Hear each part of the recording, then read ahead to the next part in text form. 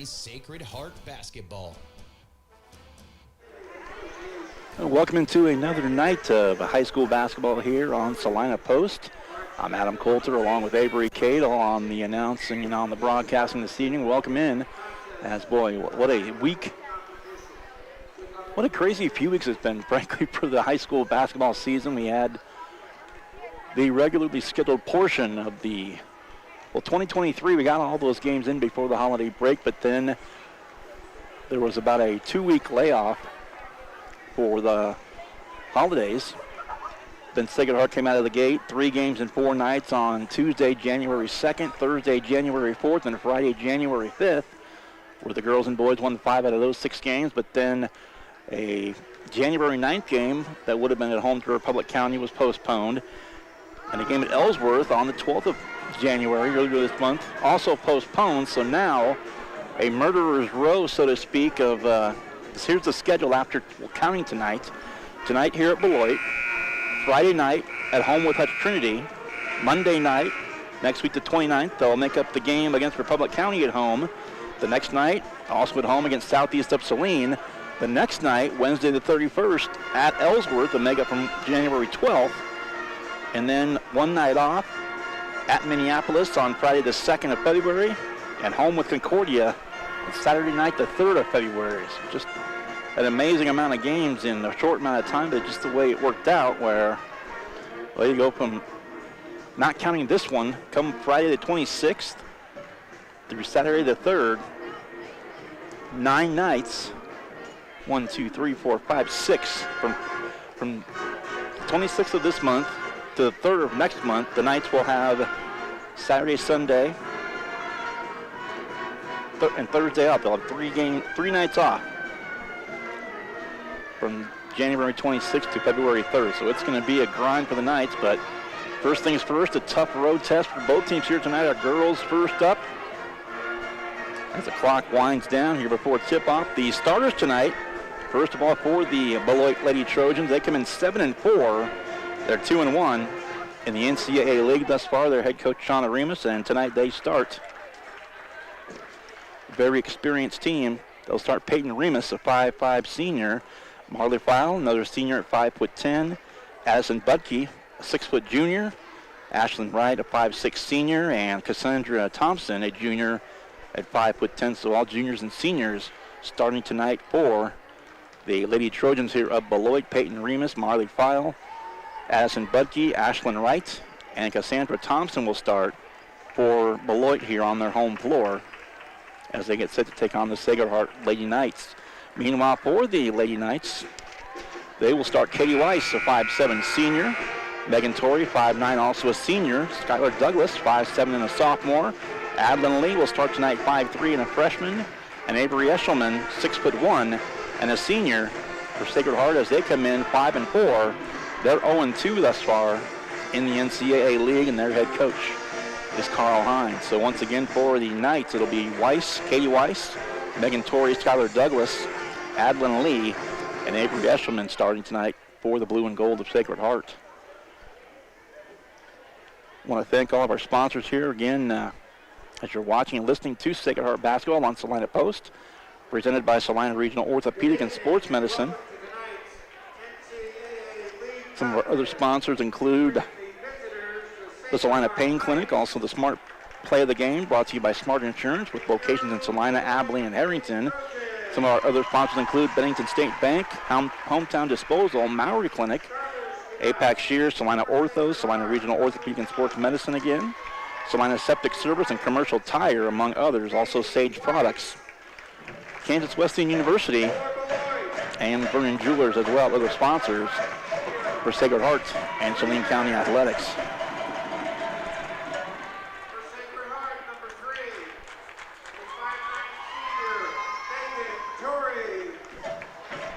Talked with head coach Carl Hines about 10 minutes or so ago, and just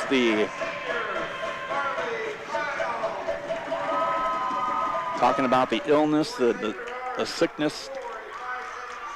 And on our previous story on Salina Post, he'd mentioned the quote from Coach, blessing and a curse, because Knights may come out a little rusty, but they were really sick, and they were actually, it was advantageous for them to have those couple nights off on the 9th and 12th of January earlier in the month to get well, get healthy, as several of the girls fell victim to the flu. Here, of course, in this time of the year, commonplace to do that.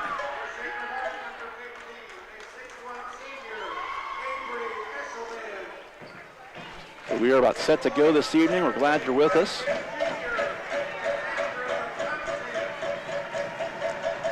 Looking forward to a couple of goodies here tonight. And our girls up first as we get set to tip it off here very shortly.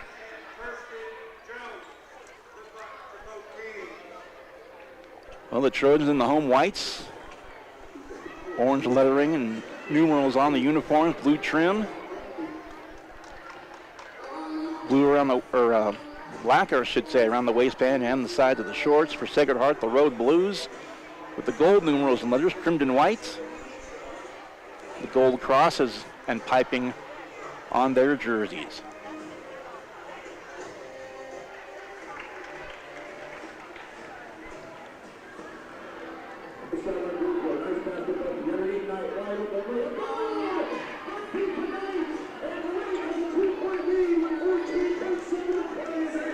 Both teams heading out on the floor. Avery Eshelman will jump center for Sacred Heart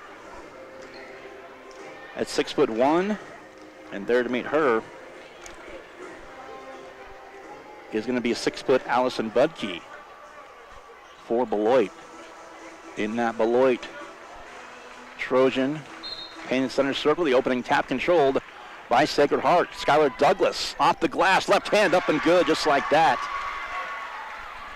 2-0 Knights. It was actually Budke that got the tip, but it was Douglas that retrieved the ball right off the bat. So 2-0 Knights early on here at Beloit. Up with it is File. Pass down low off the glass, right side up and good. Budke ties it at 2. Right back down the floor is Lee.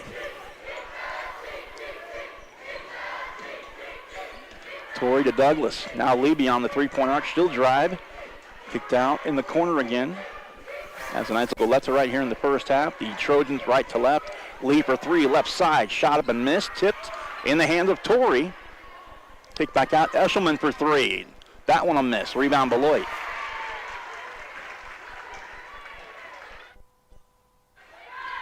So the Trojans going to be the recipients of the first foul, and it'll go on Adeline Lee.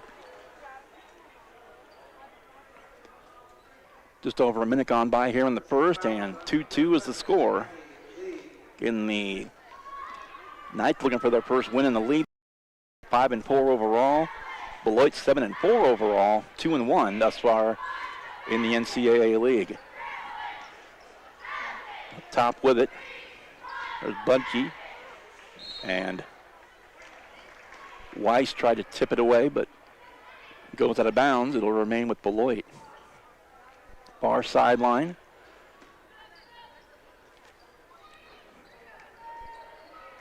Inbound to Remus. Near side. And now a steal by the Knights in the hands of Eshelman. Katie Weiss down the floor for the Knights. Near side Douglas. Now Torrey. Ball fake there. Back to Douglas. To the free throw line left side. Lee eyed at 3 for a moment to the basket. Too strong off the backboard and into the hands of Budke, right back to Beloit. So it's still 2-2.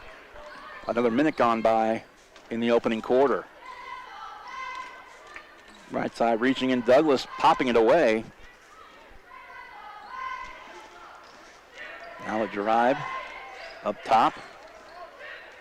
Bounce pass in the lane. There's a nice pass, nice backdoor cut. And shot's no good, but foul shots coming, I should say, to the line. Is going to be Ashlyn Knight.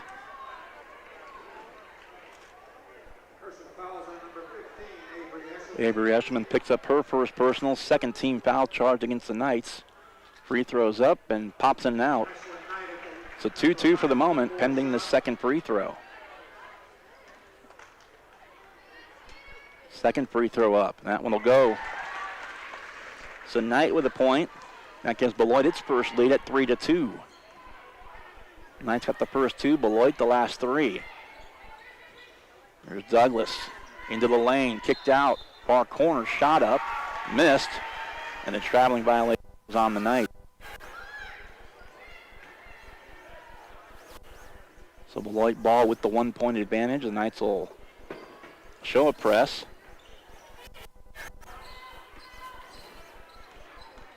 Beloit will break it. There's Remus. Now Budke left side. That's going to be a tough matchup all night. There's a shot missing, no good. 6'1" Eshelman for the Knights. 6 foot Budke for Beloit. Left side and a drive. Back out Douglas. Now up top Torrey. Around it goes Eshelman. Now Lee again. And Lee is going to be fouled. This won't be a shooting foul, but it'll be the first on Beloit. And the foul's going to go on Ashlyn Knight. Her first on the team. Pass into Eshelman. Here's Lee. Left side Douglas. She'll try a three with the left hand up. No good off the board. And the rebound goes to Knight and back to Beloit. About 3:15 gone by here in the opening quarter. 3-2 thus far. There's Eshelman and Budke. There's a shot up the glass. That's going to miss. Offensive rebound put back up. That's also missed. Tipped. And Katie Weiss will come away with it. Here come the Knights. Weiss between the rings. Right side to Lee. Eyes the basket there. Now driving to the rack. Off the glass. Up. Shot good. Knights back on top. 4-3.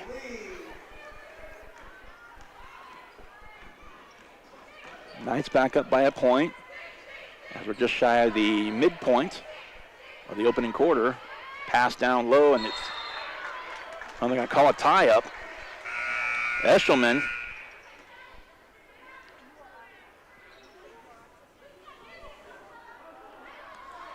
and Cassandra Thompson tied up. Possession to the Beloit Trojans. Inbound it goes. Thompson. And in there for the Knights.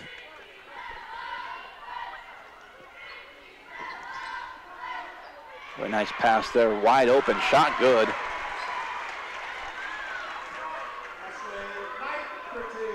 Knight with the 2 points. She's got 3 herself. It's 5-3. 5-4 rather. There's a whistle and a foul.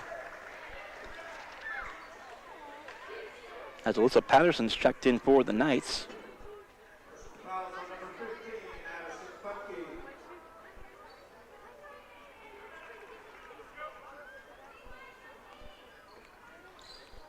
Knights ball.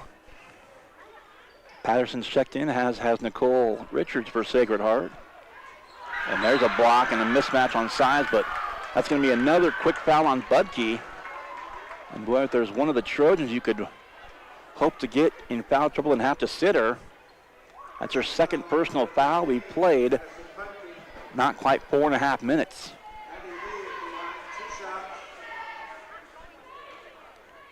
Two shots for Addie Lee. 5-4 Knights down a point again. First free throw's up and good.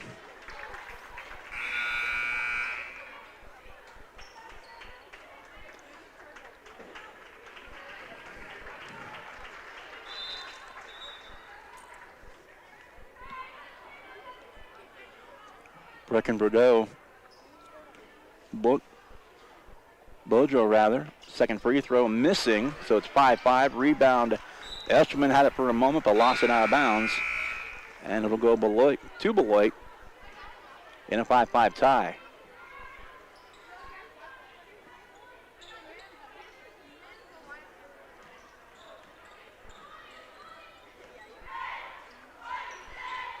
Beloit with it back. Pass down low, knocked around. Up underneath, turnaround shot missed. Eshelman comes away with it, and a foul's going to go on Beloit. That's 4 on the team. The Knights picked up the first couple quickly, and now all of a sudden, 3:19 remains here in the first quarter. Second foul called on Ashlyn Knight. The Knights in business out. They can draw another foul, and everyone after that would be 2 free throws here for the duration of the quarter. Still 3:15 left. Knights 2 fouls to give, Beloit none. Pass tip now, shot down low as Katie Weiss trying to find Nicole Richards under the basket. Knights will lose it out of bounds. Oh, it tipped out of bounds, I should say. So Richards will inbound for the blue and gold. Up high it goes into Weiss. In that center circle, the big Trojan there. There's Eshelman just inside the arc, right side. Katie Weiss in the wing. Katie Weiss also having checked in now for the Knights is Sydney Getz. The pass down low for Eshelman in a crowd, and she has it stripped away.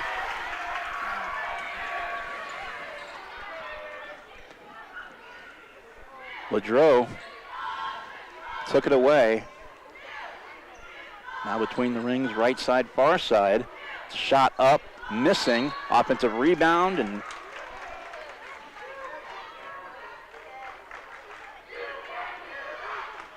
foul called on Katie Weiss, her first. And the fourth, check that, third on the team for Sacred Heart. 2:32 to play first quarter, 5-5. Knights have led by as many as 2. Beloit's led by as many as 1, so really close, lower scoring one thus far here from Beloit. Turn around, left lane line in traffic, and now a traveling violation. The ball will go back to the Knights one more time.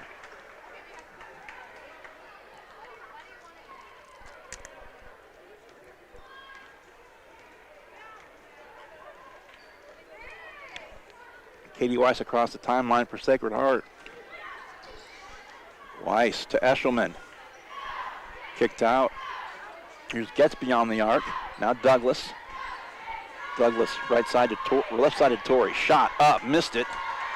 And an offensive rebound right back to Douglas and ripped away from her. Taken by Remus. And back to the Trojans. Under 2 minutes to play here in the first quarter. The score remains a 5-5 deadlock. Up top left side. Bounce pass, turnaround shot up. That'll miss again. Ball knocked around. Remus with the rebound for Beloit rather. And tipped out of bounds. It'll go off of Weiss out of bounds back to the Trojans one more time with $1:36 to play in the first.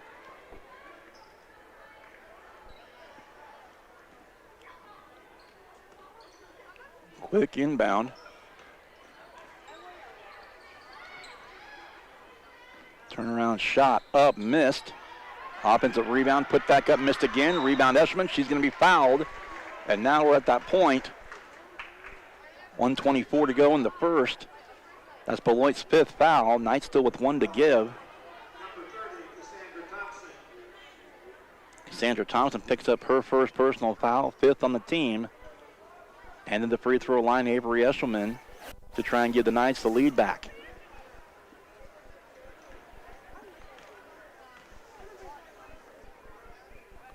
Free throw up, and it won't go for her.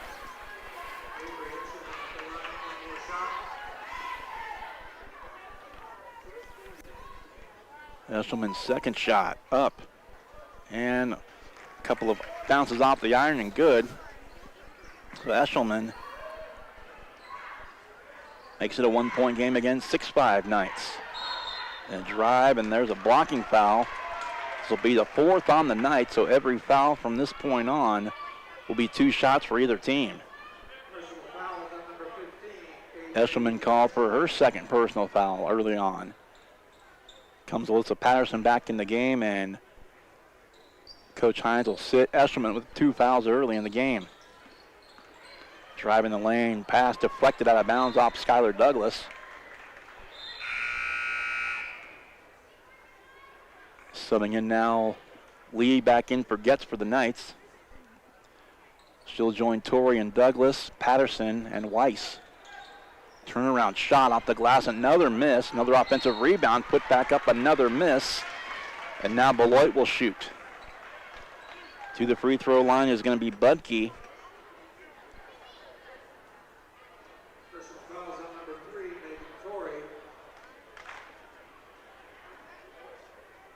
First free throw up, and also no good.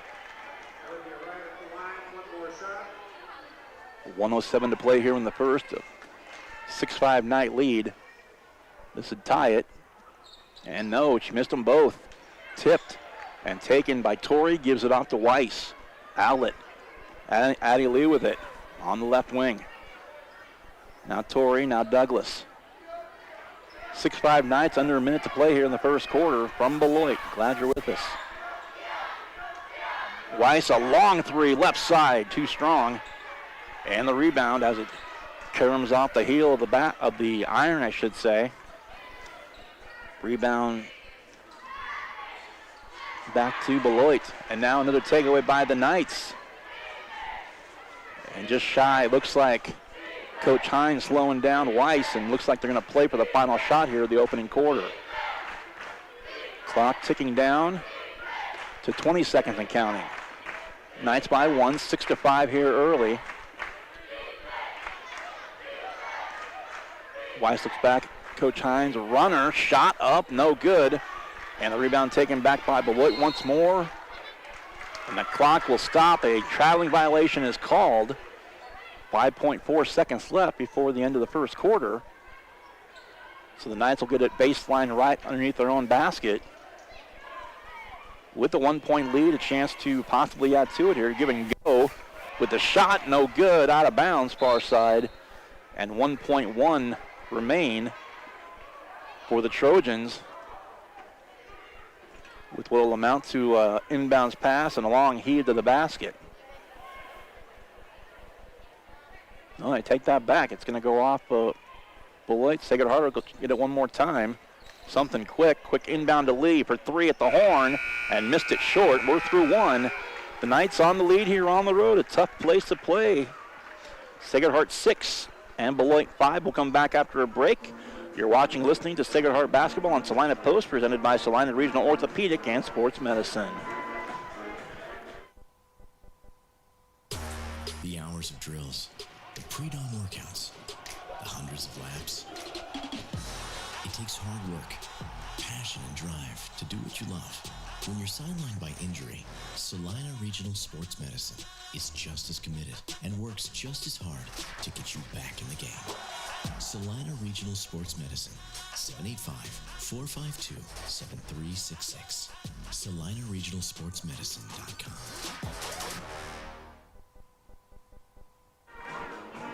Welcome back to Beloit. I'm Adam Coulter along with Avery Eshelman. Avery Cadle in the broadcast here, as Avery Eshelman with a point.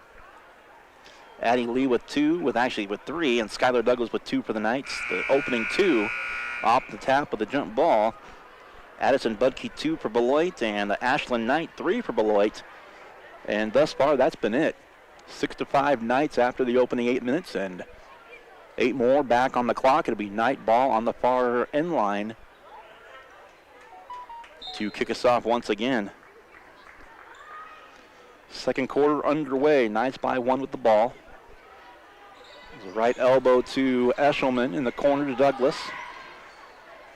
Douglas to Lee. Going to drive the lane. A little floater up there. A couple of bounces, no good. Offensive rebound to Douglas. Now Eshelman, and she had 3 white jerseys of the Trojans around her and had it tapped away. So the Beloit ladies will take it back once again. And frankly, some turnovers here in this one. And really in opposite places schedule-wise. Beloit's coming off a weekend tournament.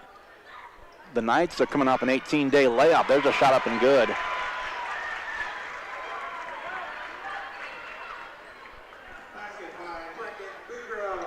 Boudreaux with the basket. Turnaround. Douglas missed it, and she walked.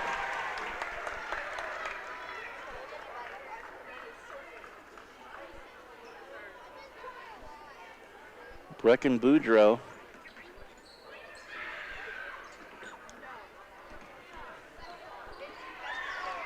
Back down the floor come Beloit. Now with the 1-point lead. The elbow, Boudreaux again. Shot off the glass, and that'll miss. Rebound goes to Torrey and back to the Knights. Here's Douglas. to Weiss across the timeline. Top of the key she goes. Left to the right side, I should say, to Douglas. Douglas and Remus working on her defensively for a moment there. Shot in the corner is up. That's good. Addie Lee with a three. And she's got 6 to lead all scorers. The Knights on top by a couple at 9-7, matching the biggest lead of the game early on at 2-0. So we're a minute and a half gone by, second quarter. And Beloit finds themselves down a couple here at home once again. Boudreaux between the rings. Now Remus. Goes to right, shot up, missing. Out of bounds it goes, and it'll be Knight ball.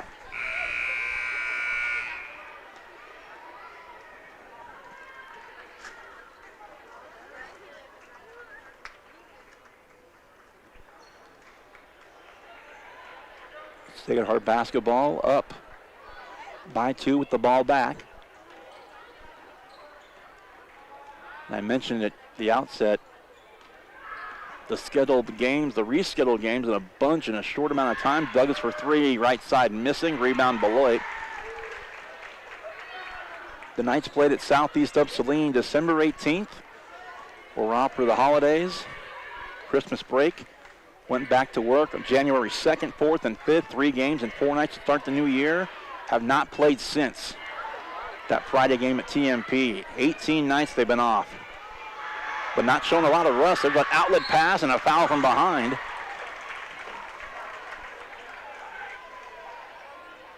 Torrey got fouled on the way to the basket.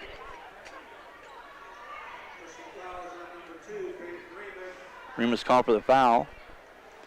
First foul for either team here in this second quarter. There's a free throw up, and that'll miss.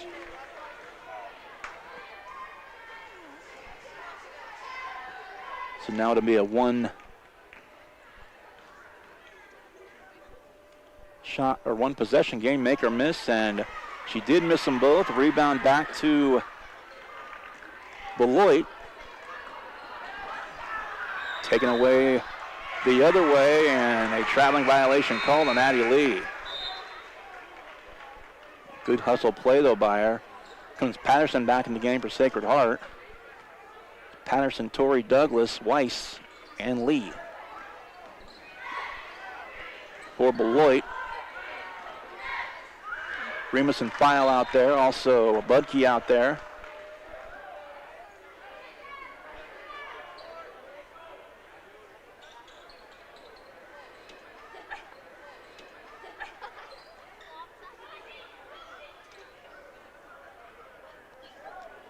Ashlyn Knight's out there.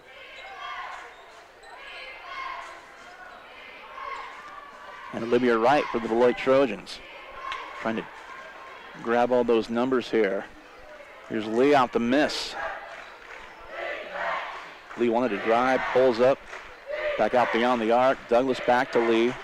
Bounce pass right wing. And reaching in as Torrey now finds Lee in the corner. Douglas open for 3, shot up.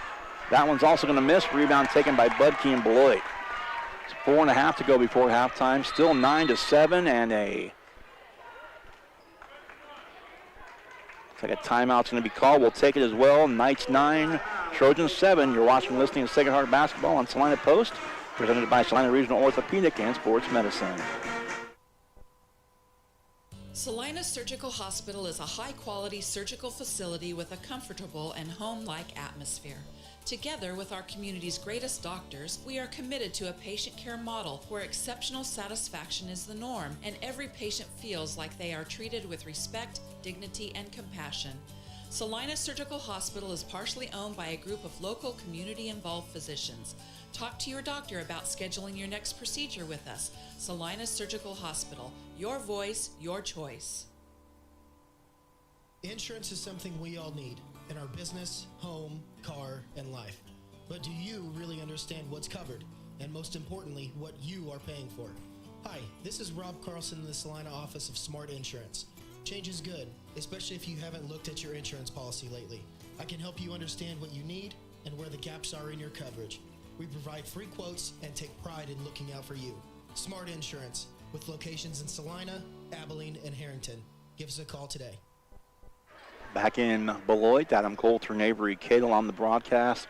Glad you're with us, watching and listening to us along Salina Post, salinapost.com. And thank you again to Salina Regional Orthopedic and Sports Medicine for presenting tonight's broadcast. 9-7 the score. Beloit down a couple with the ball. There's Budke, left side shot at the glass, ties it. As Budke with 4. 9-9 reach in, nearly taken away now at scrum on the floor with Weiss for the Knights. Foul for Beloit. Possession arrow is going to give this one back to Beloit.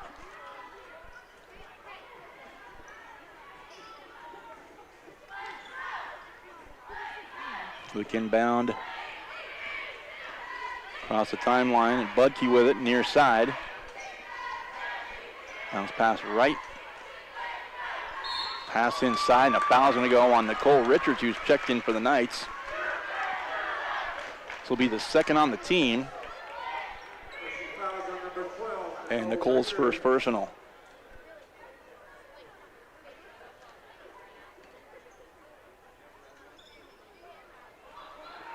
Boy, close to a 5-second call there. Tipped on the inbound. Budke, long 2 right side. That's going to miss. Offensive board, tapped away, got back, and now a foul from the backside. This will be the third team foul on the Knights. Megan Torrey called for the foul.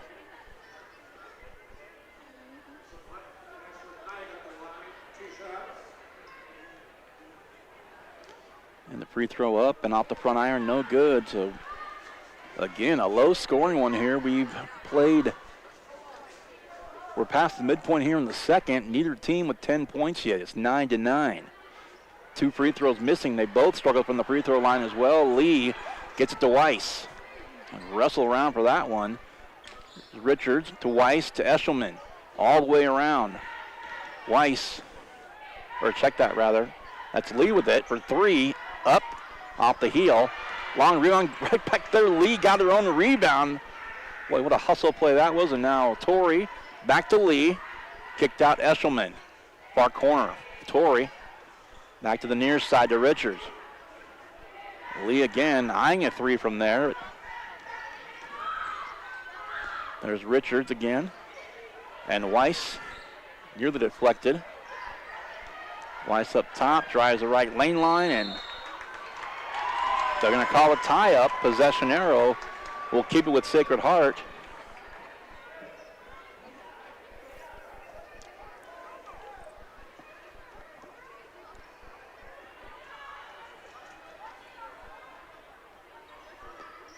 Inbound to Eshelman.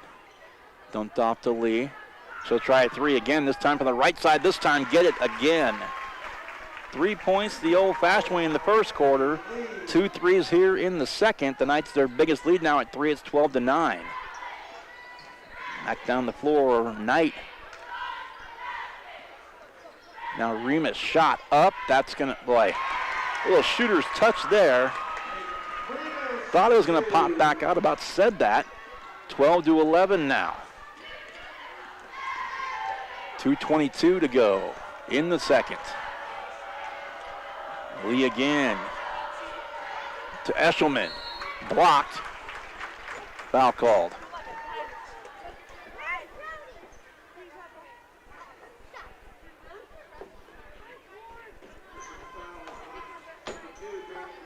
And the foul's going to go on Remus, her second personal.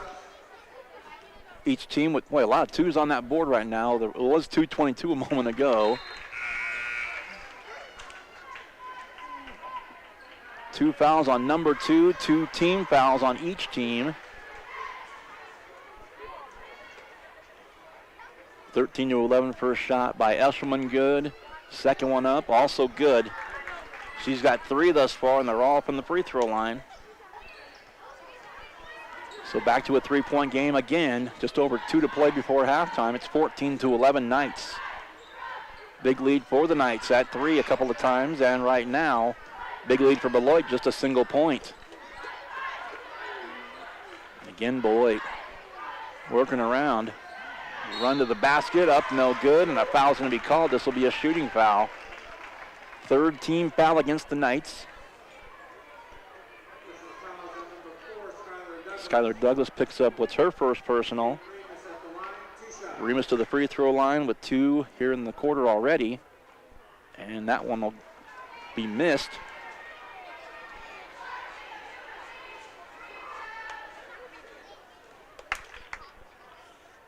Patterson and Getz are both back in for the Knights. Free throw good. That cuts it to 14-12.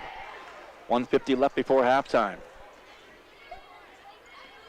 Here's Weiss around to pick from Eshelman. Near corner, Douglas for 3. That one will pop out. Rebound to Remus and back to Beloit again. And there to wait for her to half court was Getz a moment ago.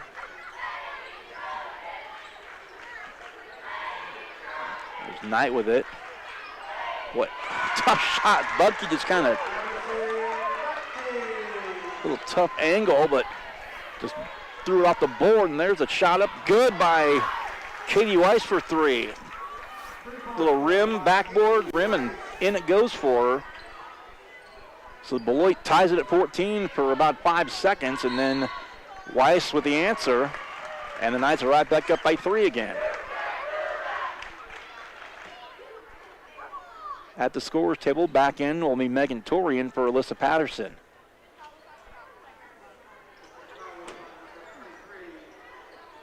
.104 to go, and the inbounder for Beloit looked like the referee motioning. She stepped over the baseline, so it's going to be a turnover back to the Knights. 14-11, Sacred Heart up by 3 with the ball. Chance to go up 2 possessions. This trip around the horn, left side from Torrey. Now Lee. Nearly lost it, and there's a size mismatch right there. 6 foot Budke for Beloit. And Ashlyn Lee at all of 5'3" and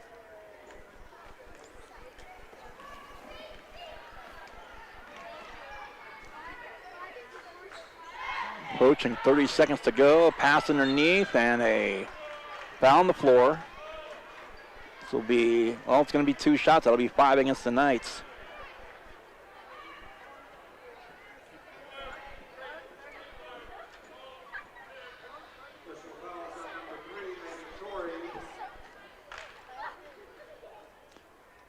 Third personal foul on Megan Torrey. Free throw missing. 33.7 to go here. Second quarter, Knights by 3.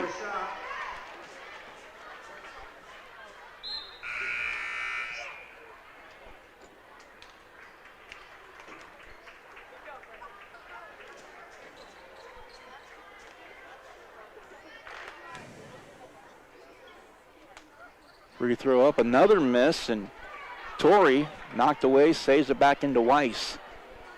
See what the Knights elect to do here if they play for one. 23-22 and counting before halftime. Knights up 3. Weiss working against, well, they're going to call a timeout. Will the Knights? Will take it with them.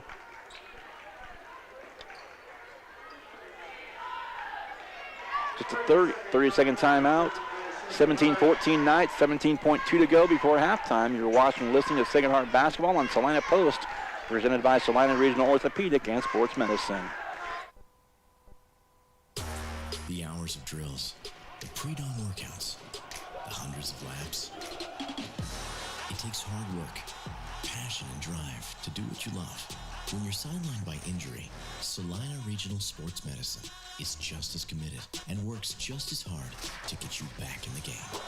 Salina Regional Sports Medicine, 785-452-7366. SalinaRegionalSportsMedicine.com. Back in Beloit. Glad you're with us here on Salina Post. A low-scoring one, but it's been nip and tuck. The Knights have led by 3. Trojans just by a single point. It's never been more than a one-possession game either way. There's Weiss on the right side, down low. Douglas, Eshelman, shot up short. Douglas through the offensive rebound. in the final second, and the Knights won't get a shot off, but they go into the locker room up by 3 on the road. Their first game in 2.5 weeks, and maybe catching Beloit on an off night. 16 minutes in the books, 17-14 the score, the Knights by 3. We'll come back with scoring numbers and more at halftime as you continue listening to Sacred Heart Basketball on Salina Post, presented by Salina Regional Orthopedic and Sports Medicine. The Bennington State Bank proudly supports local sports and wants each student to know that their hard work and talent is noticed and appreciated. At Bennington State Bank, they care about local communities and are committed to fostering long-term relationships through the delivery of excellent customer service, integrity, and fairness. From helping local businesses to supporting community youth and nonprofits to helping you purchase your dream home or invest in your future, Bennington State Bank is here to help. Give them a call to experience exceptional banking with hometown service. Bennington State Bank, your trusted hometown bank. Member FDIC. The hours of drills, the pre-dawn workouts, the hundreds of laps. It takes hard work, passion, and drive to do what you love. When you're sidelined by injury, Salina Regional Sports Medicine is just as committed and works just as hard to get you back in the game. Salina Regional Sports Medicine, 785-452-7366. SalinaRegionalSportsMedicine.com.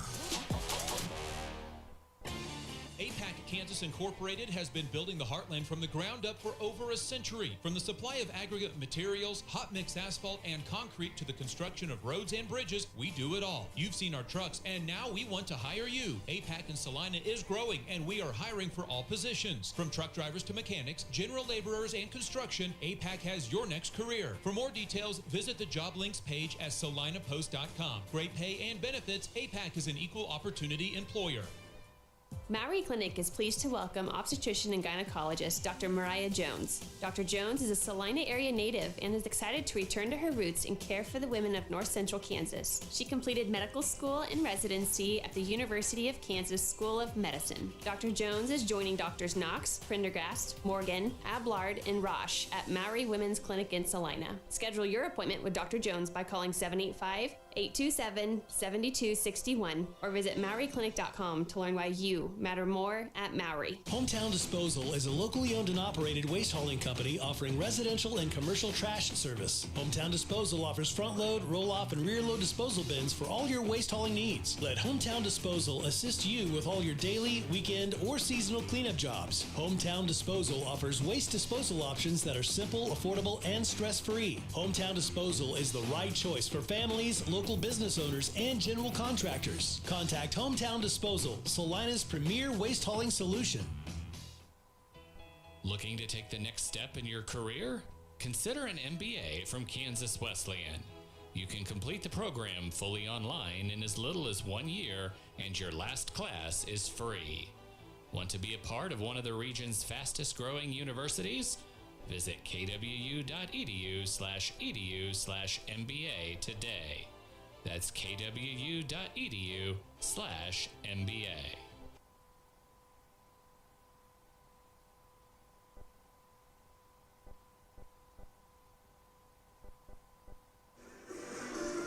Welcome back to Beloit and Sacred Heart basketball here at the Trojans tonight. Sacred Heart's first games in 18 nights since January 5th. I mentioned earlier the Knights at Southeast of Saline December 18th. Didn't play for the holiday break. Days they knew they had off until January 2nd. They played Minneapolis at home on January the 2nd on that Tuesday. They also had games against St. John Hudson, or rather, and then they had a game that Friday at Thomas More Prep. But other than those games on the 2nd, 4th, and 5th, the Knights have not played since December 18th. And you take that Friday night game at TMP out in Hayes, and they haven't played since. So they've been off 2.5 weeks, give or take. But hanging tough on the road against a tough Beloit team, and always a tough place to play, I should say, and always a rowdy atmosphere here for Beloit. Boy, I've been in this gym a lot of times about as full as I've seen it. And the boys' game can be something as well. The Trojan boys 10-1, 3-0 in the league as they come out to halftime to warm up a bit. Sacred Heart 9-0. They're 2-0 in the league. So this game with Beloit and the one back in Salina coming up later in the season going to go a lot.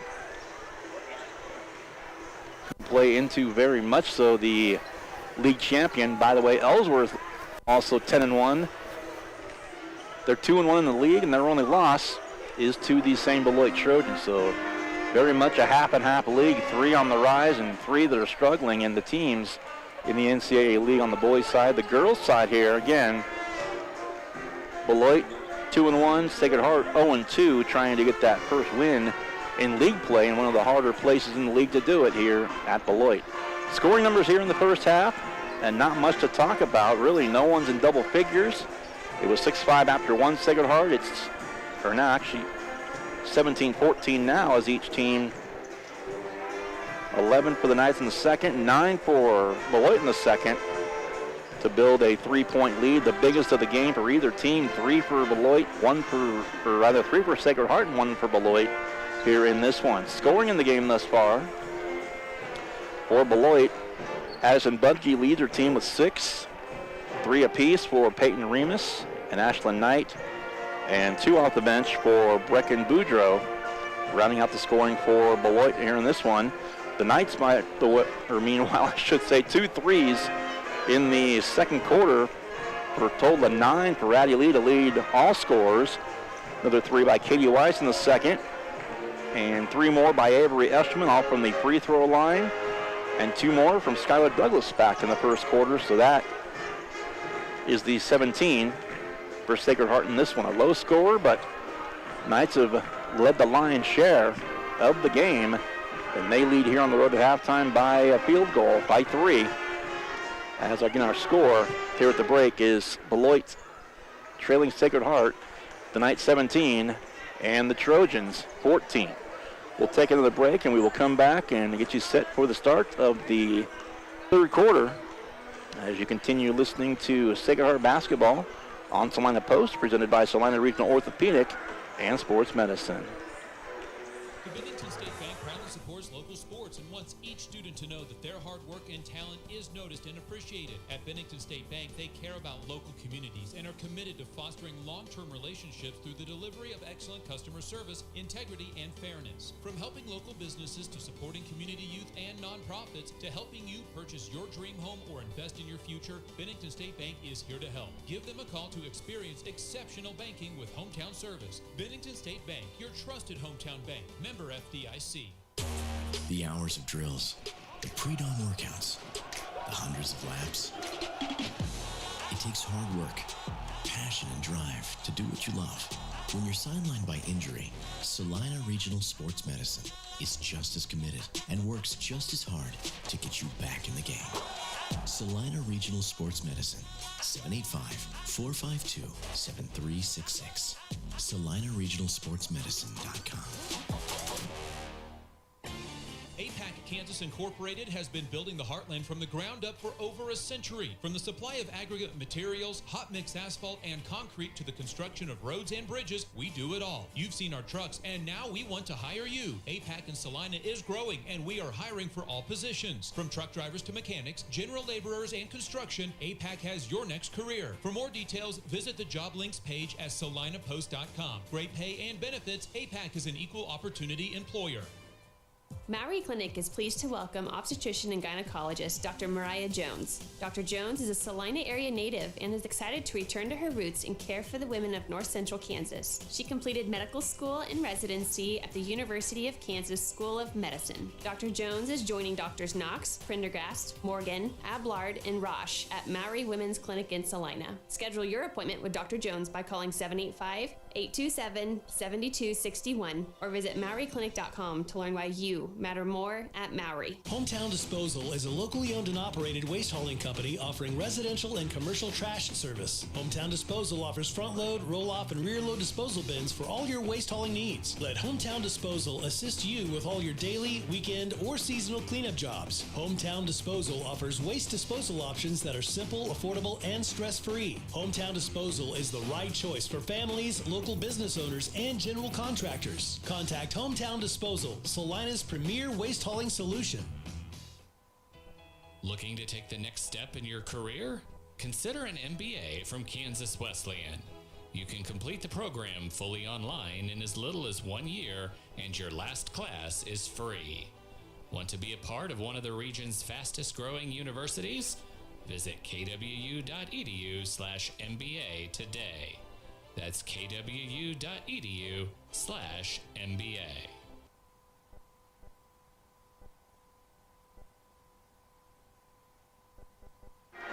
Back again in Beloit, Adam Coulter and Avery Cadle on the broadcast. And I want to mention again, if you might be just joining us or missed the start of the game, I'd mentioned, I'd used the phrase Murderer's Row to talk about the night schedule.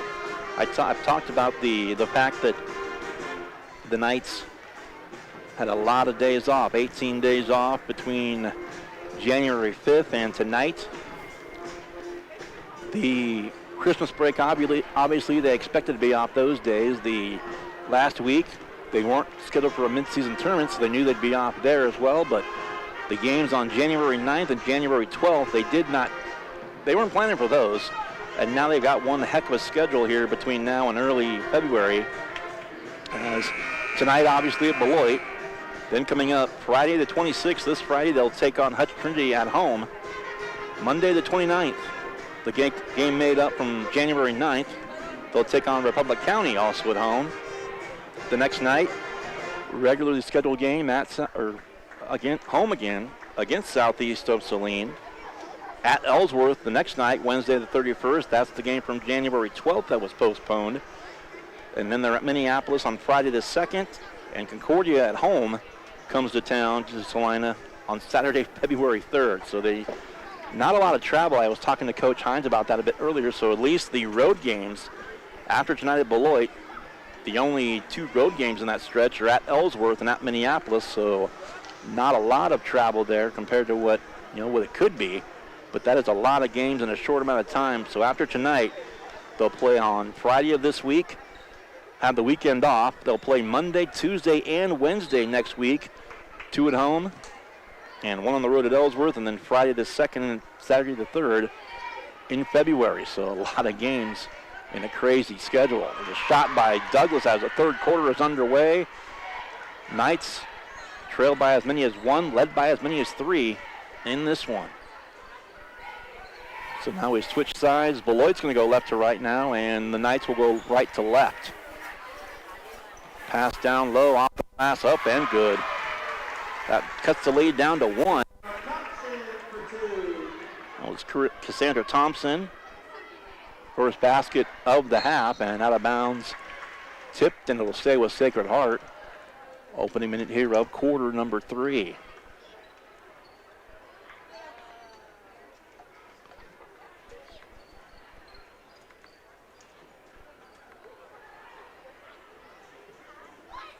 Douglas will inbound into Lee. Leads all scorers with 9, as I mentioned. Eshelman, long pass near side to Torrey. Now back to Lee. Douglas again. Lee again beyond the arc, drives the lane, and a little hesitant, and she kept the drive going and stumbled a bit. Just kind of heated up to the basket, but losing possession. So now Beloit with the back and the chance to take the lead again. Budke across the timeline. Now off it goes. Remus, now File in the corner. To the elbow. Nice pass down low. Budke again. Good. 4 quick ones. And now the Trojans back up by 1, 18-17. Their biggest lead again. They've led by 1 and only 1. On rebound, and it's going to go back to the Trojans. And it's going to be Remus to go across the timeline as Lee waits for her at half court. Tipped out of bounds by Douglas, out of the hands of Knight. 18-17. Early on here in the third. Into Remus one more time. Remus to her right, bounce pass, near side. To Knight. Budke, nice pass down low, and going to make her earn from the free throw line as Douglas commits the foul. The free throw line will be Cassandra Thompson.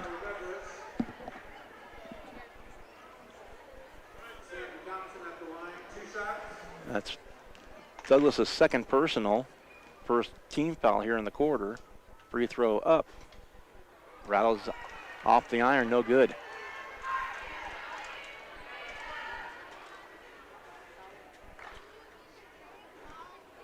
Second shot coming. And that one will go. So Thompson, 3 of the 5 in the quarter for Beloit. 19-17. Beloit's turned a 3-point lead of the basket, no good. Rebound to Eshelman and a tie-up. Possession arrow will go to Beloit. 2 minutes gone by here in the third.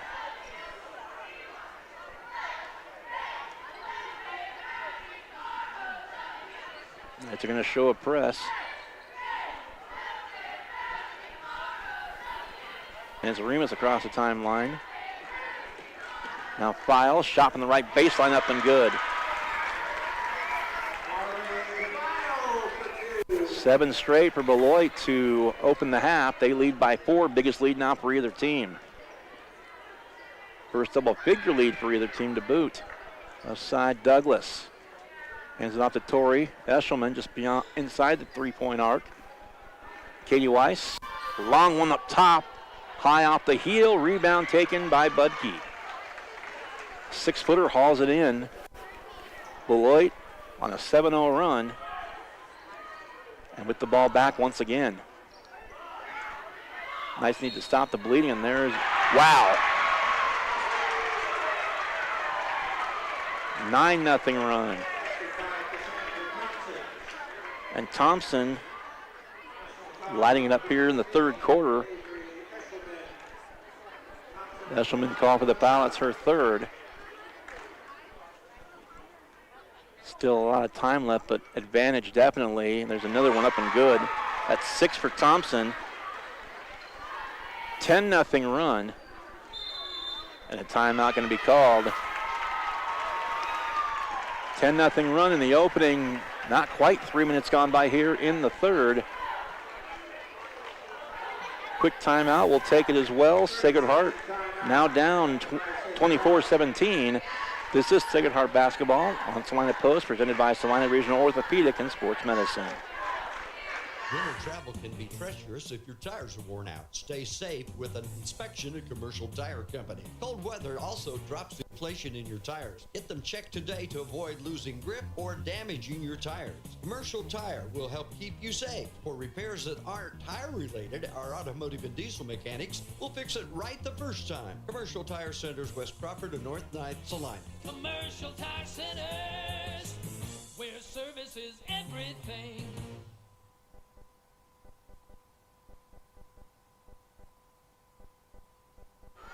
Back to action here at Sacred Heart.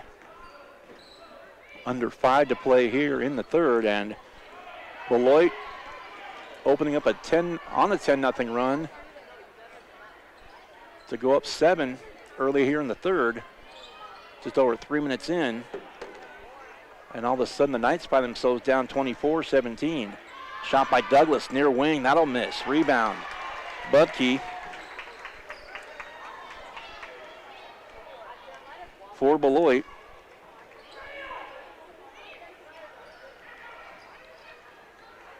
Reach in, nearly taken away. It's in the backcourt, and Weiss wanted a backcourt violation, didn't get the call.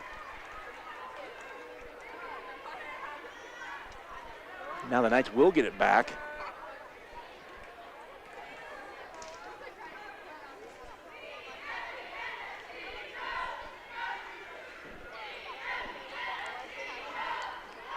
right side, and that breaks the run. So Katie Weiss with 5 now, and the lead down to 5. Knights led by 3 at the half. There's a long 3 from the right side up. No good. Long rebound. Well, Budke and Lee had a shot at it. Lee let it go, and it will be Knight basketball.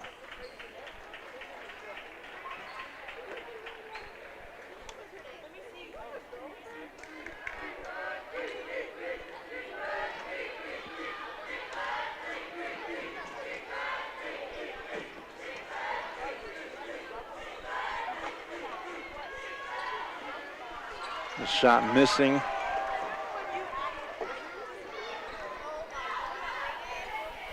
Ball back to the Trojans.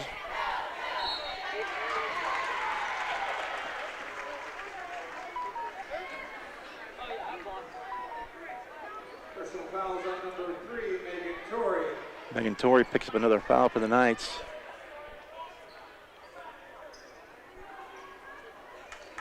As Douglas and Torrey go out, back in for the Knights are Patterson and also Nicole Richards. 24-19, the score remains. 3:15 in play here in the third. Loose ball, Lee got it, nearly lost it. She'll go across the timeline. Right side Eshelman. Eshelman back to Lee beyond the arc on the right wing.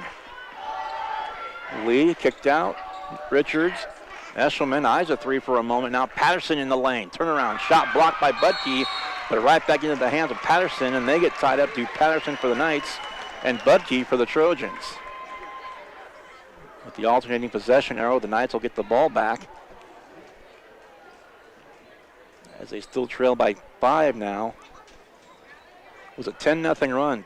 17-14 at halftime. The Knights led it. 10-0 run to start the second half by Beloit. And then a 2 by Katie Weiss to break the run. Finds the Knights within 5 at 24-19. There's Budke to the basket. And that's going to be another foul called. That's going to be 4 on Avery Eshelman. Their 6'1" senior. And still 2:37 to play here in the third quarter, rather. Went 14 fouls on the Knights here in the quarter, none against the Trojans. So there's that discrepancy staring at us. Weiss goes out, gets back in for the Knights. And for the Trojans, File goes out.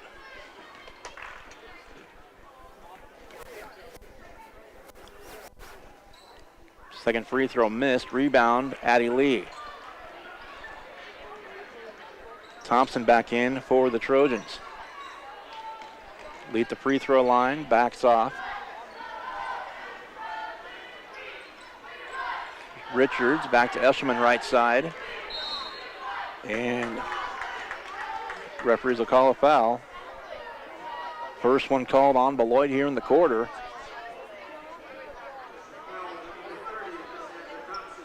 Cassandra Thompson called for the foul. That's going to be her second and the first on the team.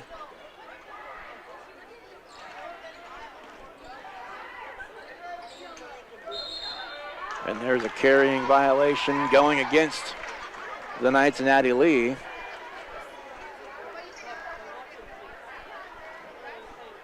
.2:13 to play here in quarter number 3.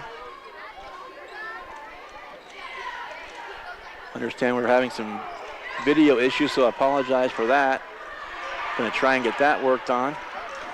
There's Addie Lee with it. Down the floor she goes and into a crowd. And that'll be 2 team fouls on Beloit now with $1:55 to play before the end of 3. Foul's going to go on Peyton Remus. So Lee a chance to chip into this deficit a little bit more. First free throw up and good. First double-figure score of the game is Addie Lee. Again, just a freshman out there for the Knights. She's got 10 and now 11. So it's back to a one-possession game again. 24-21. Comes Douglas in there, also checking in now for the Knights is Eli Campa. I'm sorry, Ellie Campa, I should say. Trojan ball tipped by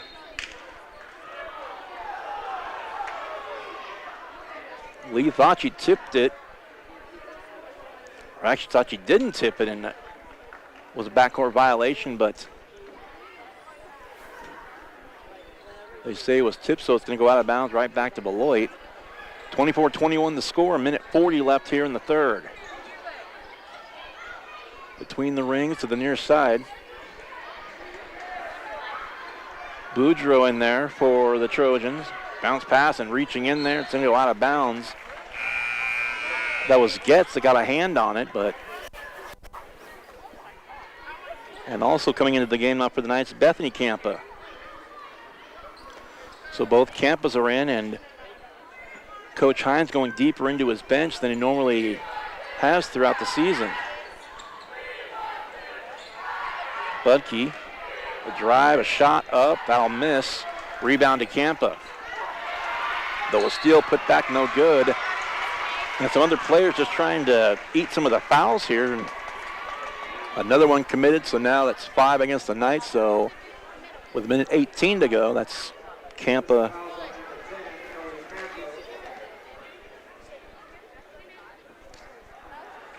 Ellie Campa with the foul, basket good by Boudreaux with 3 off the bench now for Beloit. Second one up, missing. Or did she miss that first one? I'll take that back. She missed them both. A little obstructed view here, so my apologies for that. So it remains 24-21. The foul shots both missed. Bethany Campa and Katie Weiss beyond the arc. Under a minute to play. 3-point shot left side up and buried by Ellie Campa.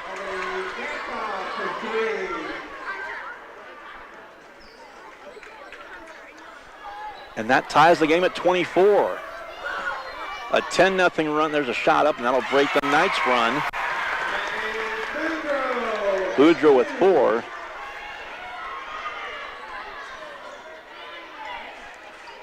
So down 3 at halftime. Beloit opens the third on a 10-0 run to go up 7. The Knights go on a 7-0 run to tie it again at 24. And a quick basket puts Beloit back on top 26-24. Going to play for one as Weiss dribbles it near half court right in front of head coach Carl Hines. Down to 5 seconds. Here's Douglas, left hand at the free throw line, missed it short, and that'll do it for the third quarter. 26-24, and it should be a good fourth quarter, a close game as they each trade their turns, going on 10-0 run and 7-0 runs respectively for the two teams. After 3, Beloit 26, Sacred Heart 24. We're back with the fourth after this. You're watching and listening to Sacred Heart Basketball on Salina Post, presented by Salina Regional Orthopedic and Sports Medicine.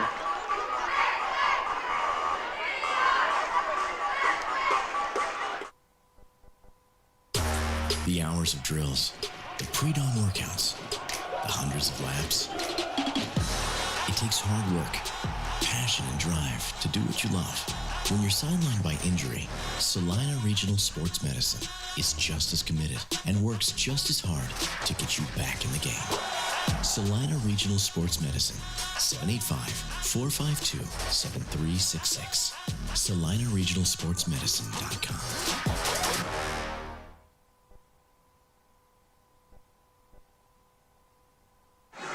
Welcome back to Beloit. Adam Coulter and Avery Cadle. On the broadcast this evening.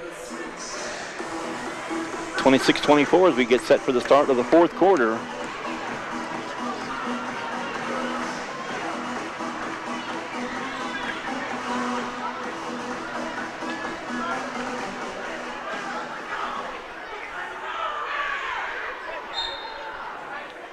Inbound to Budke.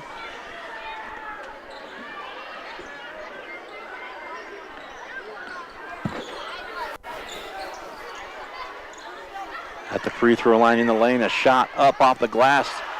Will not go. Budke puts it back up and in.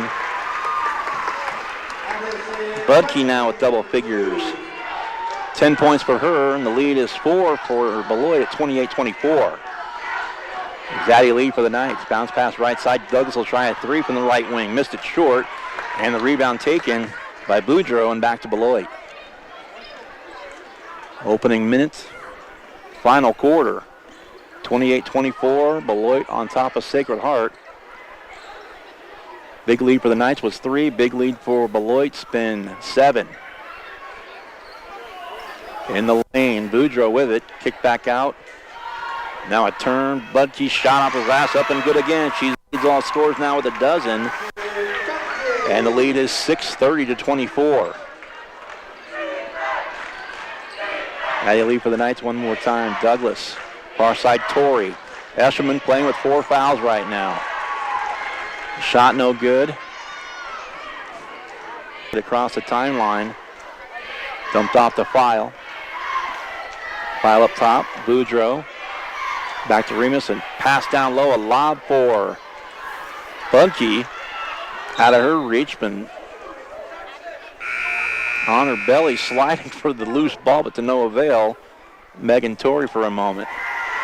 Here comes Alyssa Patterson back into the game. In for Torrey for the Knights. 30-24, a minute and a half gone by here, fourth quarter. Budke to Remus between the rings. Now Budke right elbow. Ball fake there, working on Eshelman. Eshelman's got to be careful. I mentioned again, she's got 4 fouls and high off the glass, up and good. Boudreaux again. Boudreaux at 6. Knights come up empty on that trip down the floor, right back to Beloit. Knights came back to tie it at 24 to end the third, but a 6-0 run to start the fourth by Beloit. Check that, rather an 8-0 run. Going back to the end of the third, shot by Patterson missing. So again, the Knights actually a 7-0 run. The Trojans a basket to go up by 2 after 3. 3 more here to go up by 8, and a full timeout called by the Trojans and head coach Shauna Reed. We'll take it as well. 5:28 left here in the game. Beloit 32 and Sacred Heart 24, back in 30 seconds. You're watching and listening to Sacred Heart Basketball on Salina Post, presented by Salina Regional Orthopedic and Sports Medicine. Winter travel can be treacherous if your tires are worn out. Stay safe with an inspection at Commercial Tire Company. Cold weather also drops the inflation in your tires. Get them checked today to avoid losing grip or damaging your tires. Commercial Tire will help keep you safe. For repairs that aren't tire related, our automotive and diesel mechanics will fix it right the first time. Commercial Tire Centers, West Crawford and North 9th, Salina. Commercial Tire Centers, where service is everything.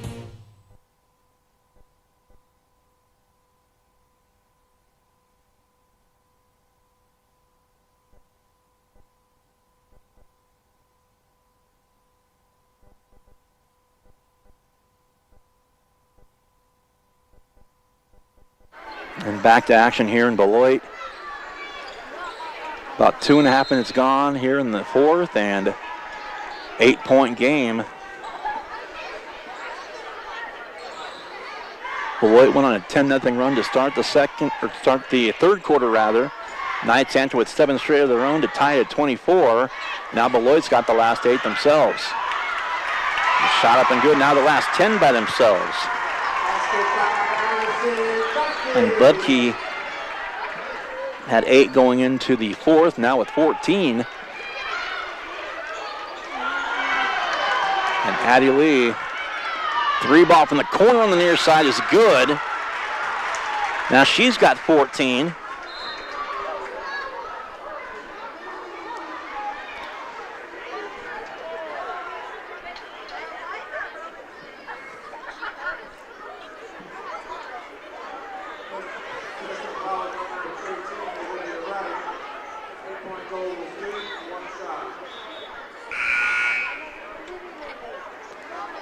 To 34-27.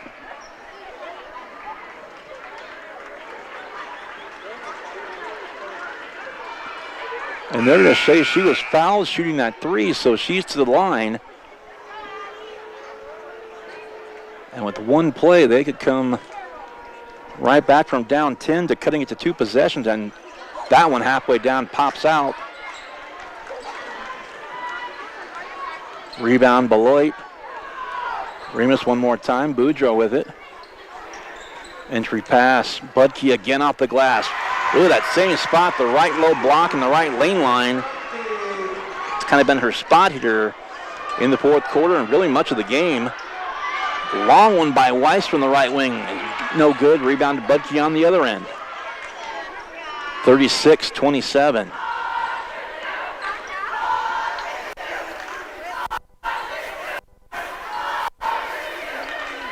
Left elbow, now left baseline. Budke pulls up, stops, pops, and hits, but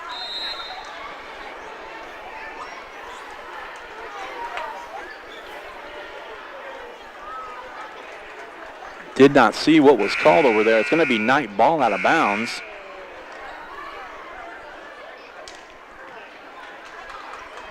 So in now for the Knights are Richards, Patterson, Getz, Weiss, and Torrey.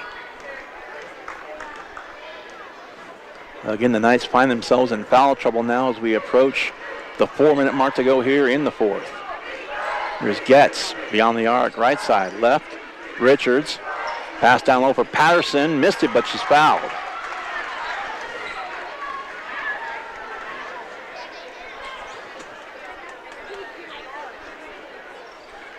Second team foul against Beloit here in the fourth. Second personal foul on Olivia Wright, I should say. Free throw by Patterson's good.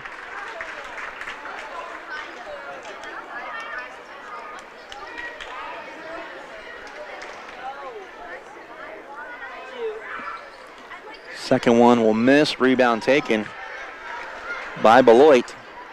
Thompson hauled it in. And down the floor, here's Boudreaux on the right wing. Pass down low, turnaround shot, good, and one again.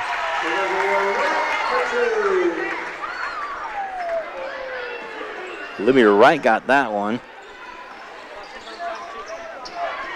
And the lead is an even 10 again, 38-28. There's Richards near side, and Torrey made a move to the basket. The pass skipped behind her out of bounds. And it'll be Beloit ball with 3:15 to play now in the game.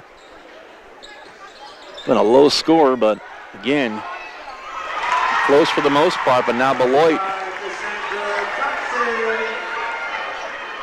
Cassandra Thompson with 8. And getting away now from the Knights here. They're down a dozen with 3 minutes to go in the game. Really hung tough early, but drive to the basket, shot up and good.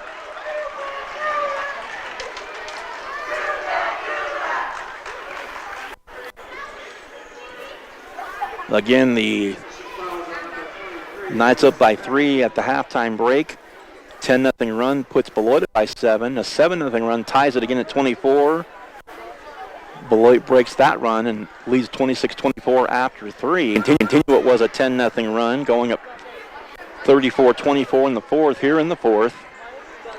Knights broke that run and made it 34-27. And from that point, it's been a 6-1 Beloit run to make it a 12-point game. Long three from Weiss, buried it. Weiss with 8. Timeout call, 2:39 to play in the game. It's now Beloit 40, Sacred Heart 31.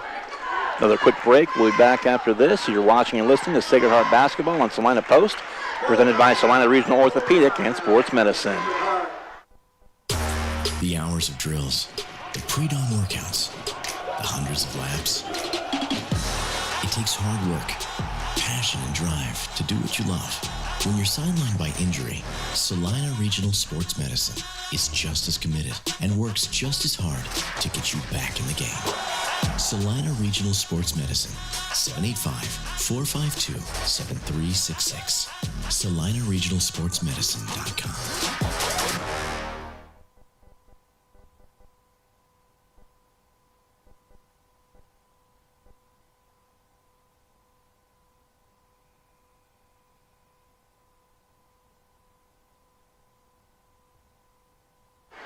And back once again we go.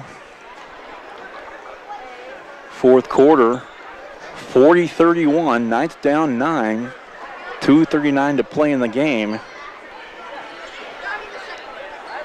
Possession arrow in favor of the Knights. 2 team fouls for Beloit, 1 against Sacred Heart. Right now the biggest issue is that 9-point deficit up on the scoreboard. Budke at half court. Back to the near side, Boudreaux, and she traveled. 2:27 to play in regulation, Knights down 9.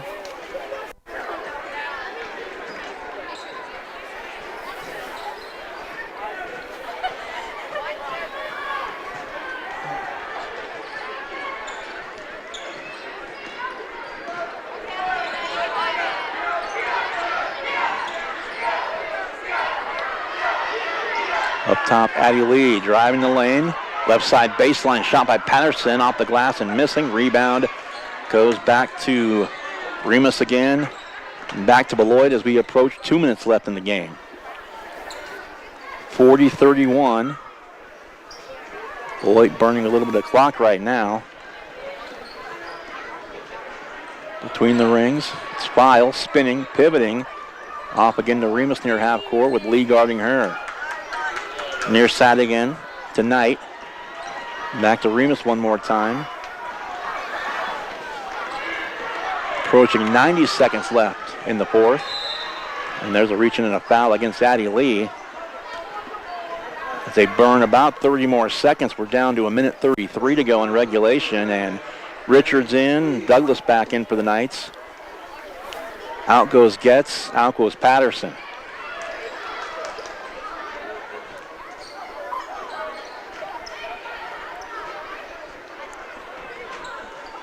And just a crowd of players as the inbound does come in. Budke back to the up top. Now a trip. Foul on the floor as Lee gets tied up with Remus. Nice show of sportsmanship there as they slap hands as they both get up. So it's out of bounds back to the Trojans with 1:22 to go now in the game.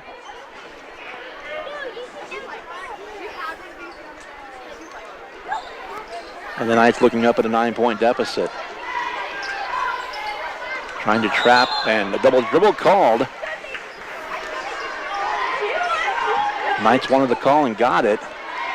1:16 to play. Richards will inbound to Katie Weiss.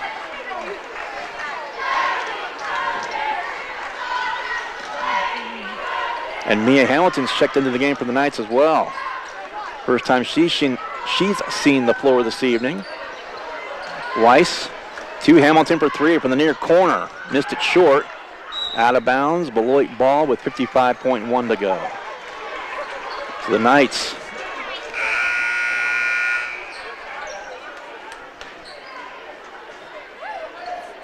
barring something amazing here in the last 55 seconds, is going to fall ultimately in this one, and unfortunately, Beloit's going to go to 8-4, 3-1 rather in the league.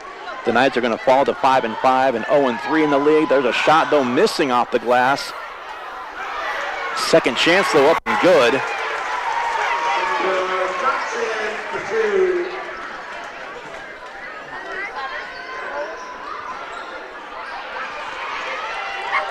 And then Knights lose it once more.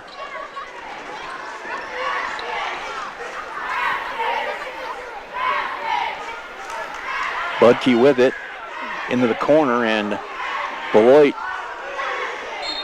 Oh, another foul on Lee with 14.7 to go, and still, well, that was their last foul to give. 14 fouls now on the Knights. That's Lee, her fourth personal. But just 14.7 remains, and the Knights are down 11. Quick inbound, and Knights might concede right here. And that'll be it as the clock winds down. The Knights are going to fall in a tough one. Really in this thing for 3 quarters. And a last run put it away for Beloit. Our final score of the girls' game, it's 42-31.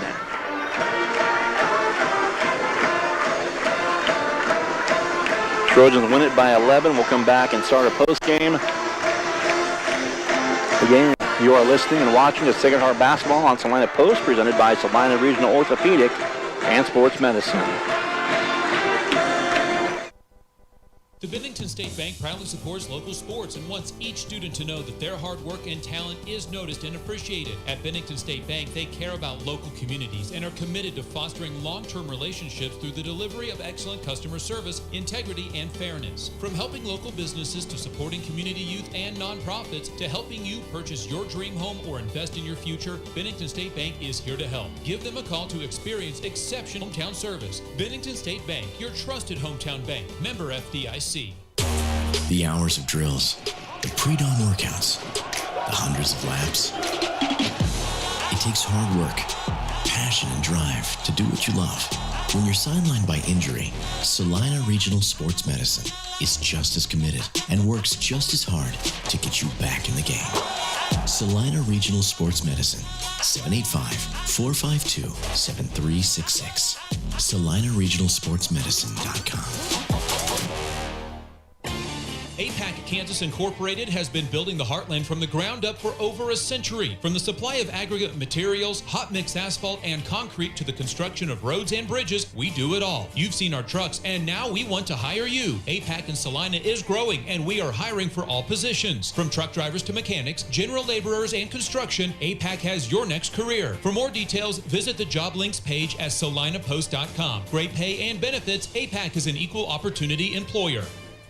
Maori Clinic is pleased to welcome obstetrician and gynecologist Dr. Mariah Jones. Dr. Jones is a Salina area native and is excited to return to her roots and care for the women of North Central Kansas. She completed medical school and residency at the University of Kansas School of Medicine. Dr. Jones is joining Drs. Knox, Prendergast, Morgan, Ablard, and Roche at Maori Women's Clinic in Salina. Schedule your appointment with Dr. Jones by calling 785-827-7261 or visit MaoriClinic.com to learn why you matter more at Maori. Hometown Disposal is a locally owned and operated waste hauling company offering residential and commercial trash service. Hometown Disposal offers front load, roll off, and rear load disposal bins for all your waste hauling needs. Let Hometown Disposal assist you with all your daily, weekend, or seasonal cleanup jobs. Hometown Disposal offers waste disposal options that are simple, affordable, and stress-free. Hometown Disposal is the right choice for families, local business owners, and general contractors. Contact Hometown Disposal, Salina's premier waste hauling solution. Looking to take the next step in your career? Consider an MBA from Kansas Wesleyan. You can complete the program fully online in as little as 1 year, and your last class is free. Want to be a part of one of the region's fastest growing universities? Visit kwu.edu/MBA today. That's kwu.edu/MBA. Welcome back to Beloit. Adam Coulter and Avery Cagle on the broadcast. Again, the Sacred Heart girls fall 42-31 to the Beloit Trojans here tonight. Scoring in the game. So I total some things up here real quick.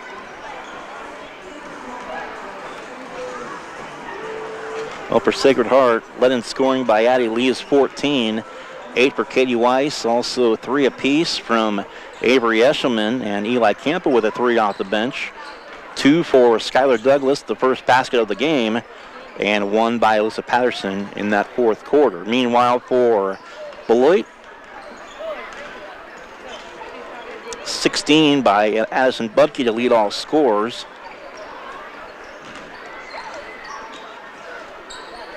Also in the game, 8 points from Cassandra Thompson, 6 off the bench from Brecken Boudreau, 3 apiece from Ashlyn Knight and Peyton Remus, and 2 apiece, Olivia Wright off the bench, and also starter Marley Pyle, rounding out the scoring for Beloit. Once again, 42-31, our player of the game, our gem of the game,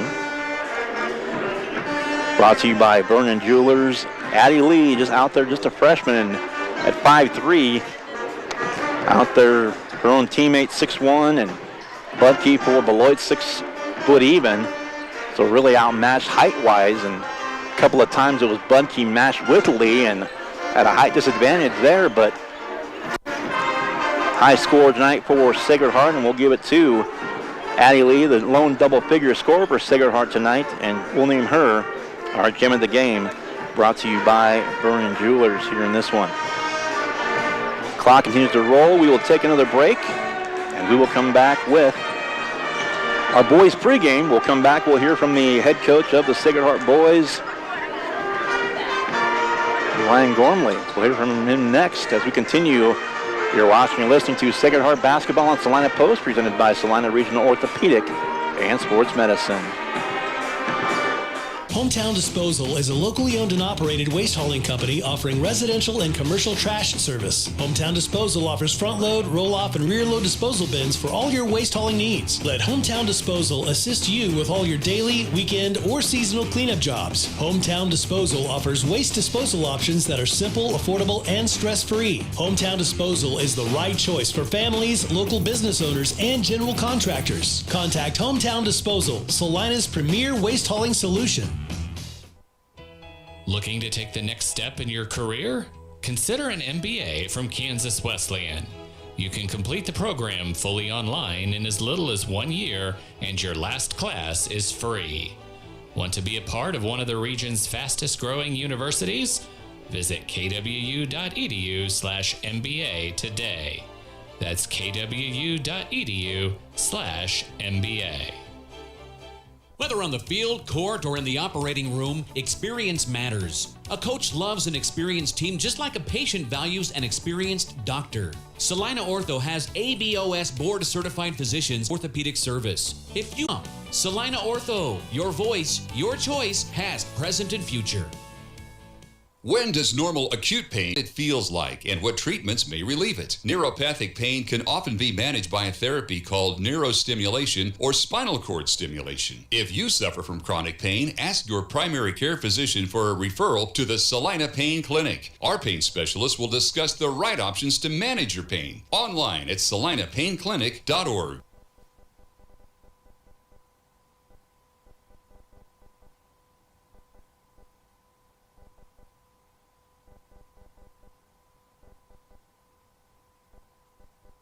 Back to our coverage here on Salina Post of Sacred Heart Basketball, as on the road getting set for our second of 2 here tonight. Should be a great matchup. 2 teams that are both undefeated in the league thus far in the NCAA league, and joined now by the head coach of the Sacred Heart boys, coming in 9-0, and Brian Gormley joins us. Good evening, Coach.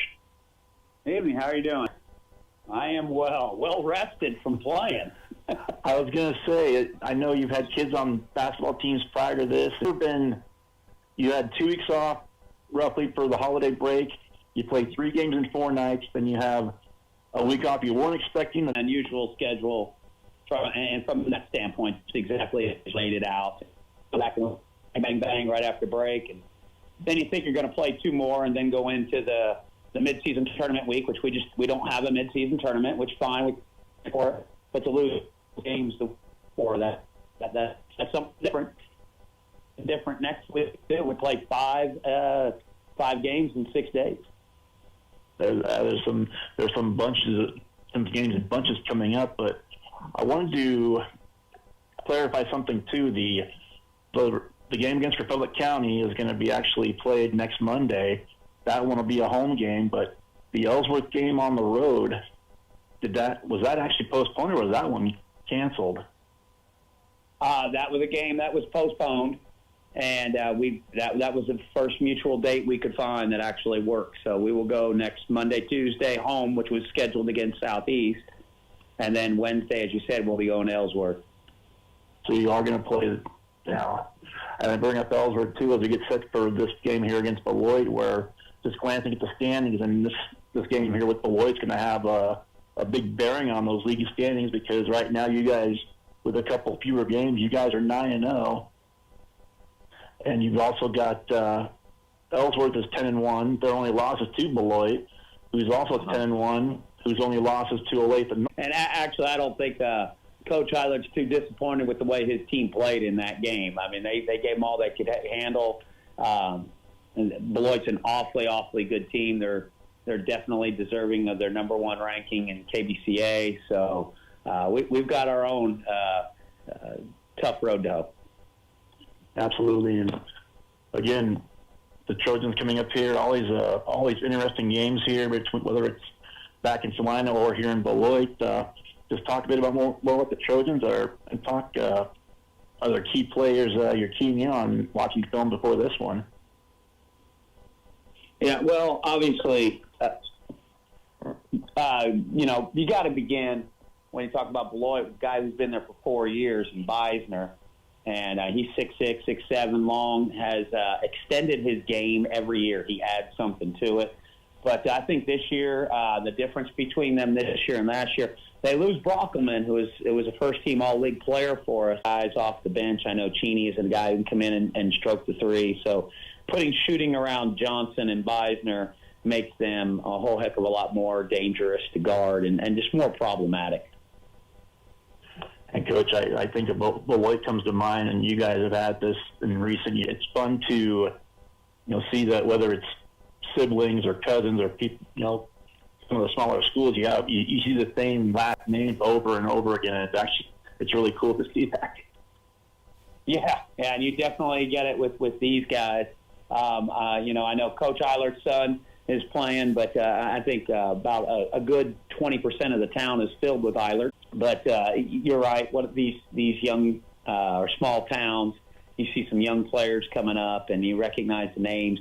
Heck, even a couple of our kids are related to some of the kids up there. I know the Cheney kid. It's not kind of nice small school atmosphere, but at the same time, that gun Beloit just brings size after size after size year after year, and that's the thing that's hard to match up with.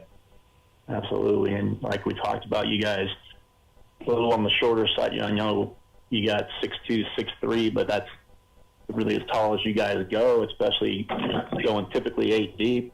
But it's been a while, and one more quick thing was just how stir crazy are the guys. You've been, I'm sure, practicing, but you're kind of before the season where you're ready to play another team instead of playing against each other all the time in practice. Exactly. And you're right. I mean, I couldn't characterize that any better myself.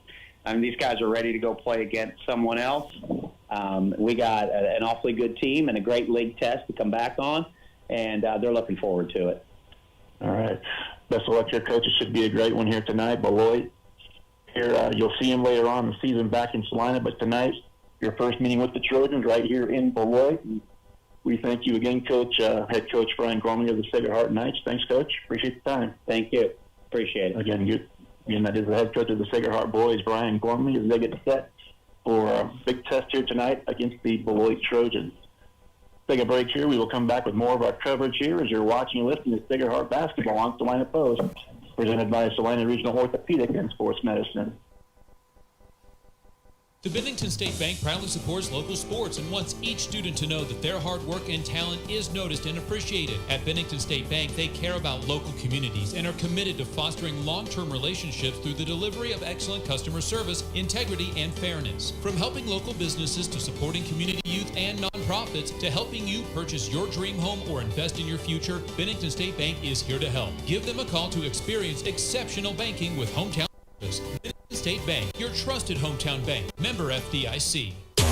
The hours of drills, the pre-dawn workouts, the hundreds of laps. It takes hard work, passion, and drive to do what you love. When you're sidelined by injury, Salina Regional Sports Medicine is just as committed and works just as hard to get you back in the game. Salina Regional Sports Medicine. It has been building the heartland from the ground up for over a century. From the supply of aggregate material, hiring for all positions. From truck drivers to mechanics, general laborers, and construction, APAC has your next career. For more details, visit the job links page at salinapost.com. Great pay and benefits, APAC is an equal opportunity employer.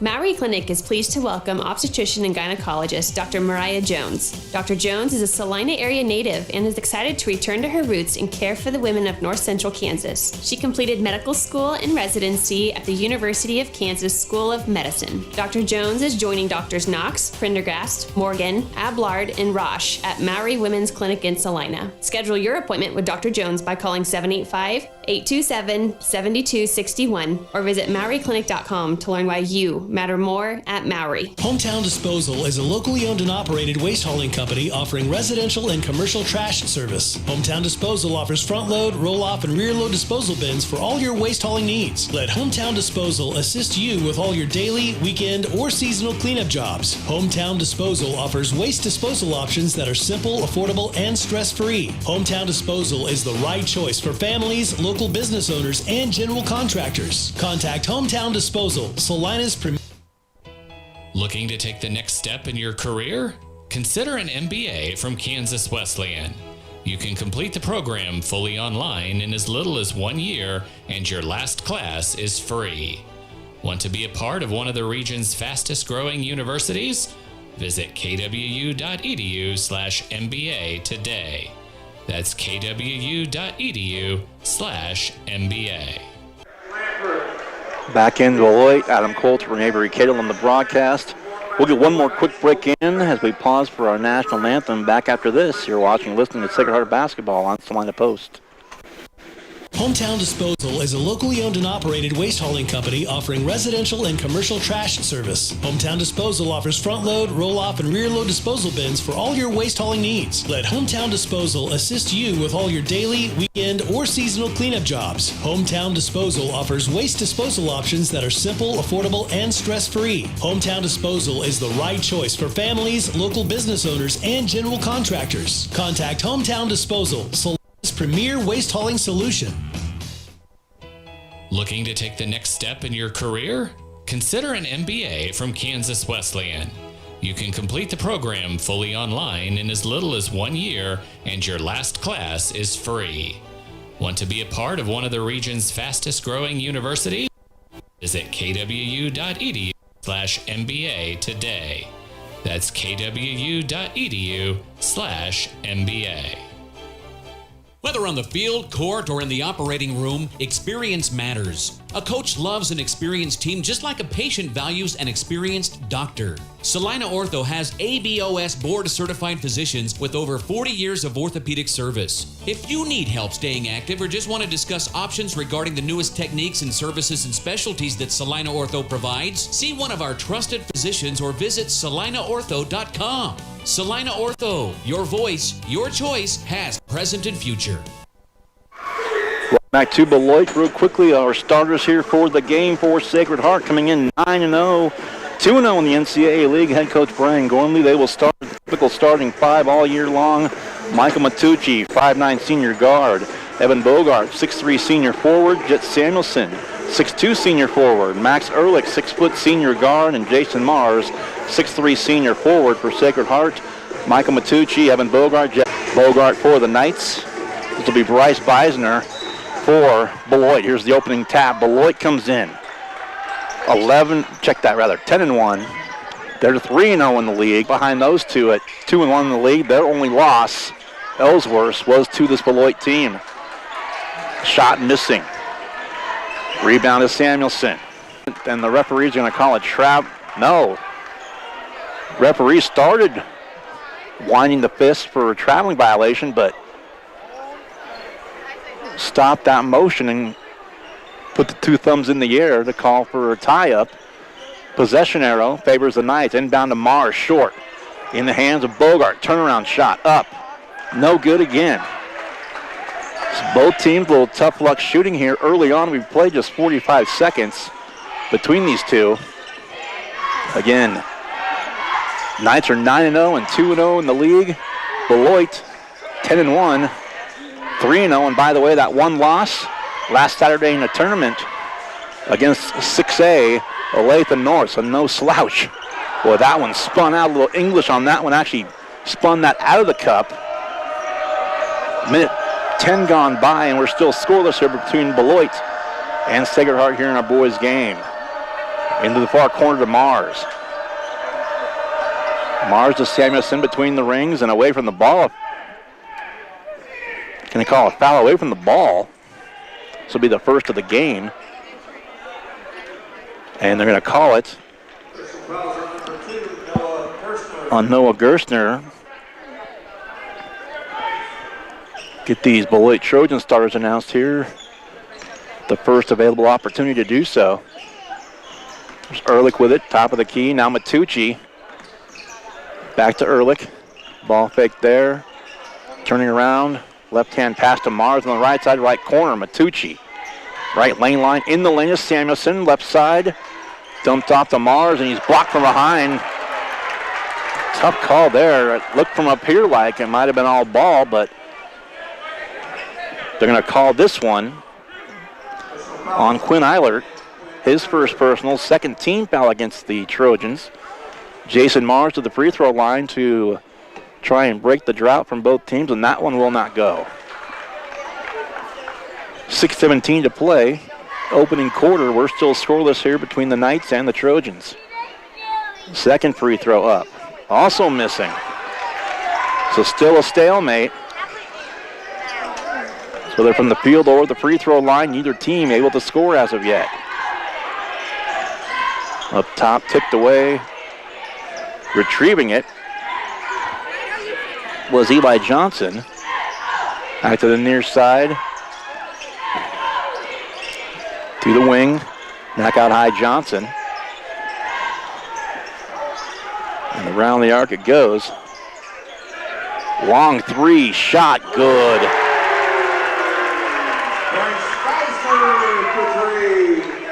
Bryce Beisner, 6'7" senior. Eli Johnson, 6'5" junior out there. Also Noah Gerstner, 5'9" senior. Quinn Eilert, 6'3" senior. And Jackson Cheney, a 6'1" junior. And as you heard Coach Gormley mention, they got some size on the Knights. 6'5" Johnson, 6'7" Beisner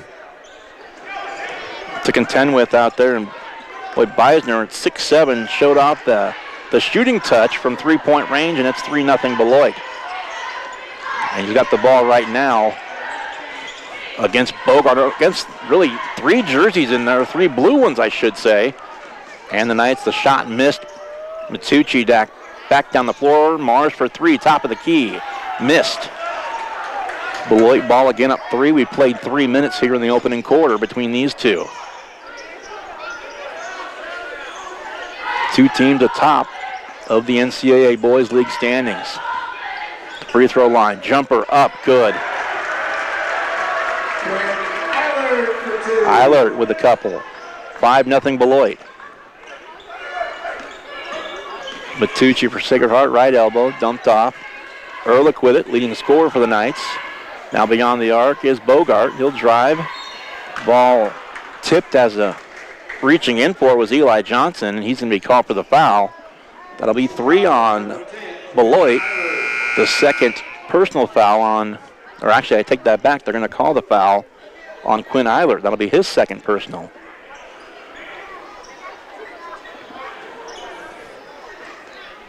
Knights still looking for their first points of the game. Samuelson on the inbound. Samuelson to the basket with the left hand off the glass and good. That breaks the drought for the Knights.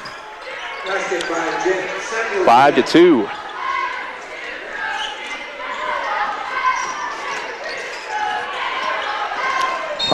And now a foul. This should be the first one on the Knights. It'll go on Jason Mars.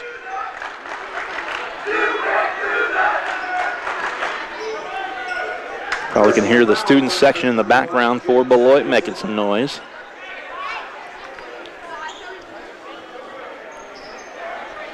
Oh, I got presumptuous there. The foul's on Jet Samuelson, his first on the team for Sacred Heart. Just shot left wing up. That one will miss. Rebound goes to Bogart and to the Knights. Halfway 4 minutes gone by here in the first quarter. 5-2. Beloit open up on a 5-0 run. Bogart near corner. Double team there. Kicked out Matucci. Back to Bogart for three. Right corner. Shot up. Missed it too strong, but an offensive rebound and a put back up no good. As Adami's checked in for Sacred Heart. Luca Adami in there now for checked in for Jason Mars. There's a shot on the other end up and good. Johnson gets that one to go. It's 7-2.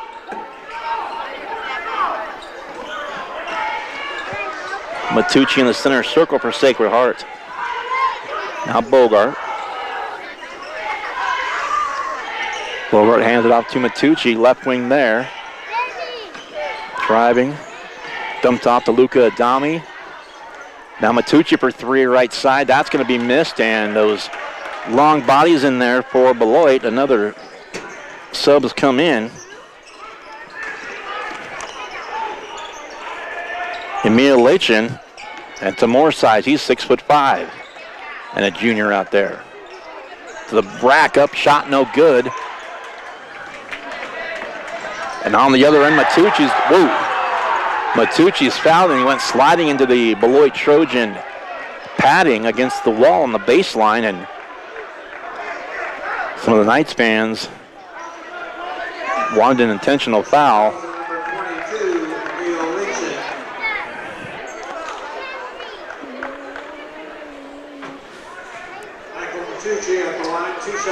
He's going to get 2 shots, Will Michael, but they're also calling goaltending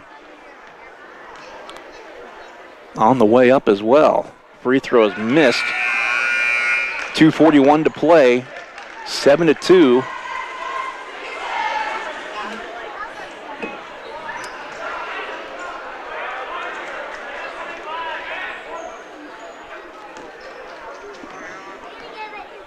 Matucci's second free throw coming. And that one also, a couple of bounces off the iron, no good. Uncharacteristic. The Knights have missed all 4 free throws thus far. 2.5 to play, first quarter. Beloit 7, Sacred Heart 2. And a blocking foul. This one's going to go on Jet Samuelson, as it was big 6'7" Bryce Beisner getting tripped up, but they'll call the foul on Samuelson, his first personal, as he'll come out. Will Tuttle will check in for the first time for the Knights. Second team foul rather on the Knights, 4 thus far on the Trojans. And a drive knocked out of bounds.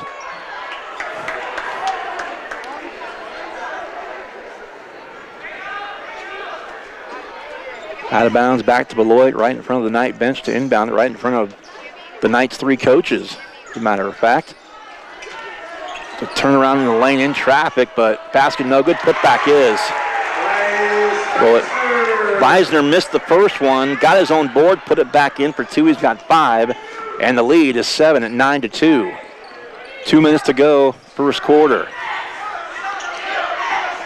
There's Adami driving, left lane line, kicked out Matucci in the corner. Now he'll jump stop in the lane, shot. That one will go. Matucci with a couple, and the lead back down to 5 at 9-4. Beisner one more time across the timeline, tipped out of bounds by Bogart, far end line. It'll stay with Beloit.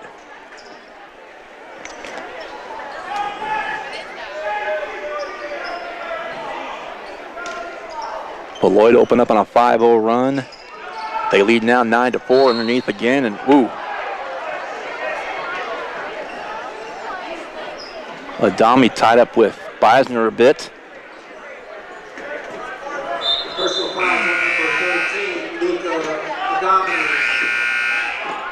Checking in now for the Knights as Bogart goes out. Mars comes back in. And also in there for Beloit, Quinn Eilert checks back in. In there for Lachin.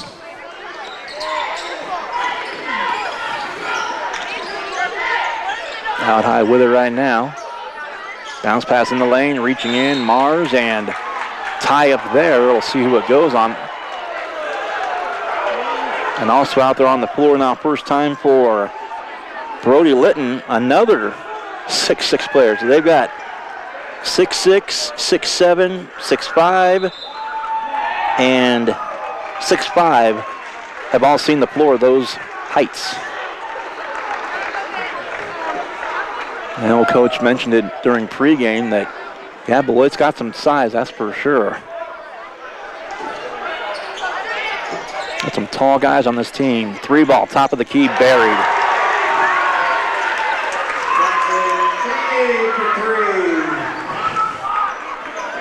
Jackson Cheney with a basket. It's 12-4. To the basket. Max, or not, check that.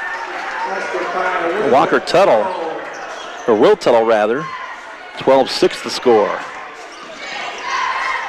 Under a minute to play, 50 seconds. Turnaround shot. That one will pop out, and there's a foul.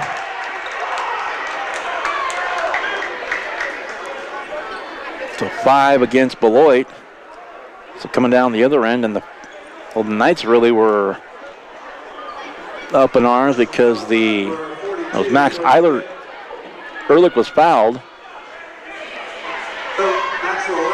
And the player that fouled him, actually, Brody Litton, who just checked in, the foul was a hand to the head. I don't think it was intentional, but that's what the crowd was up in arms. The Sacred Heart faithful up in arms about a moment ago. 2 free throws good for Ehrlich. Back to a 4-point game again. 47.9 to go first quarter. A lot of game left, most definitely. In the backcourt, there's Cheney. Back to the left side. Gerstner, pass down low and lost out of bounds on the baseline. It's out of bounds to the Knights. Pass down low for Eli Johnson. Caught it, dribbled it on the baseline. Out of bounds to Will Tuttle. And back to the Knights as he inbounds to Matucci. See if the Knights play for 1 here to end this first quarter and could bring it back down to a 1-possession deficit with a basket here to finish up the opening 8 minutes. Adami, Matucci, and Ehrlich all near half court. Give and go to Matucci. Now a 3 from Tuttle, buried. Bench points for the Knights. Tuttle with 5. And just like that, the Knights back within a point. End of 1. Just getting started with this standee. Beloit 12, Sacred Heart 11. You're watching and listening to Sacred Heart Basketball on Salina Post, presented by Salina Regional Orthopedic and Sports Medicine. Salina Surgical Hospital is a high-quality surgical facility with a comfortable and home-like atmosphere. Together with our community's greatest doctors, we are committed to a patient care model where exceptional satisfaction is the norm and every patient feels like they are treated with respect, dignity, and compassion. Salina Surgical Hospital is partially owned by a group of local community-involved physicians. Talk to your doctor about scheduling your next procedure with us. Salina Surgical Hospital. Your voice, your choice. Insurance is something we all need in our business, home, car, and life. But do you really understand what's covered? And most importantly, what you are paying for? Hi, this is Rob Carlson in the Salina office of Smart Insurance. Change is good, especially if you haven't looked at your insurance policy lately. I can help you understand what you need and where the gaps are in your coverage. We provide free quotes and take pride in looking out for you. Smart Insurance, with locations in Salina, Abilene, and Harrington. Give us a call today.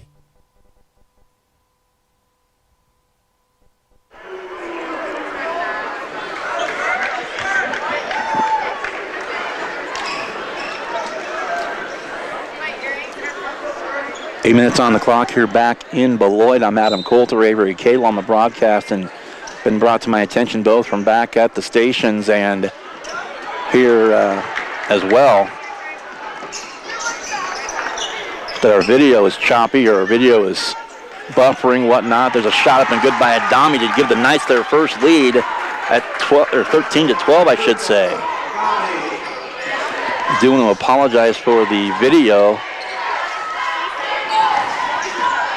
I know it's been mentioned here, three-pointer up and good.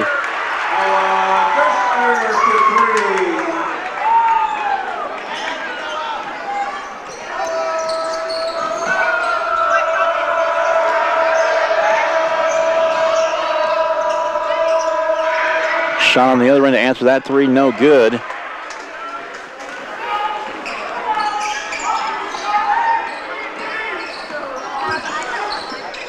Knights got their first lead, 13-12. Beloit, a three to take the lead right back. Adami, Bogart now, Eilert. Ehrlich, excuse me. Matucci off the glass, no good. 6:45 to play before halftime. It's a two-point game now, 15-13. Near side now, top of the key. Open three up. That one's out the front iron, no good. Ran down by Bogart for the Knights. Here's Adami in the lane. Another left-handed shot off the glass and good. Adami with 4 of the night points here in the quarter, and we're tied at 15.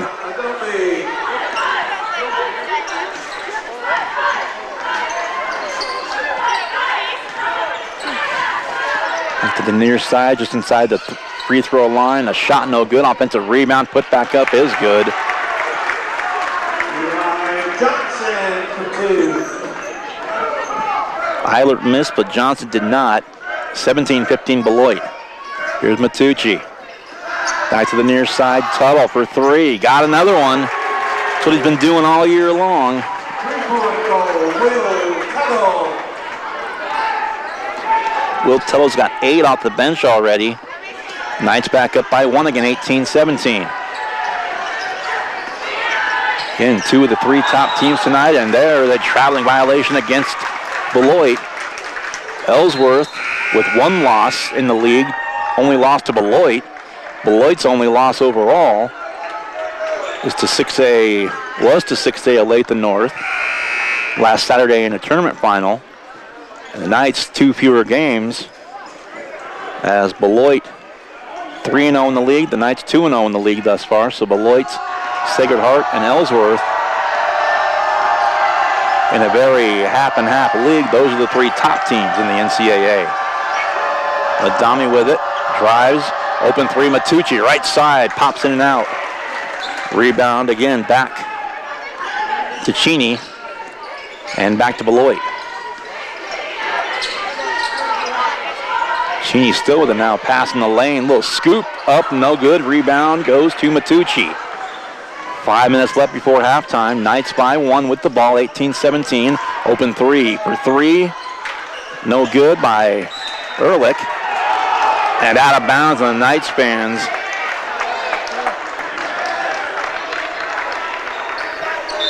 Thought it went off Beloit. Referees, well, they're conferring over there. And they give it to the Knights.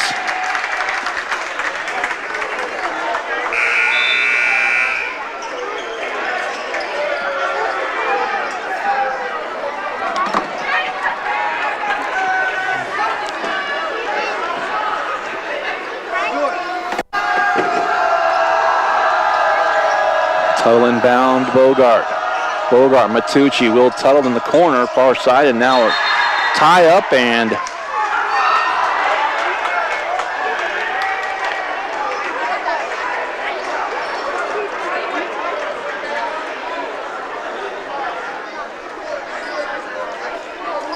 Ryan Eilert was animated on that little exchange. Wanted the foul call, but tie up, alternating possession, gave it. There's Mars, a shot, backdoor pass, Bogart to Eilert, or Bogart to Mars, I should say, and timeout called.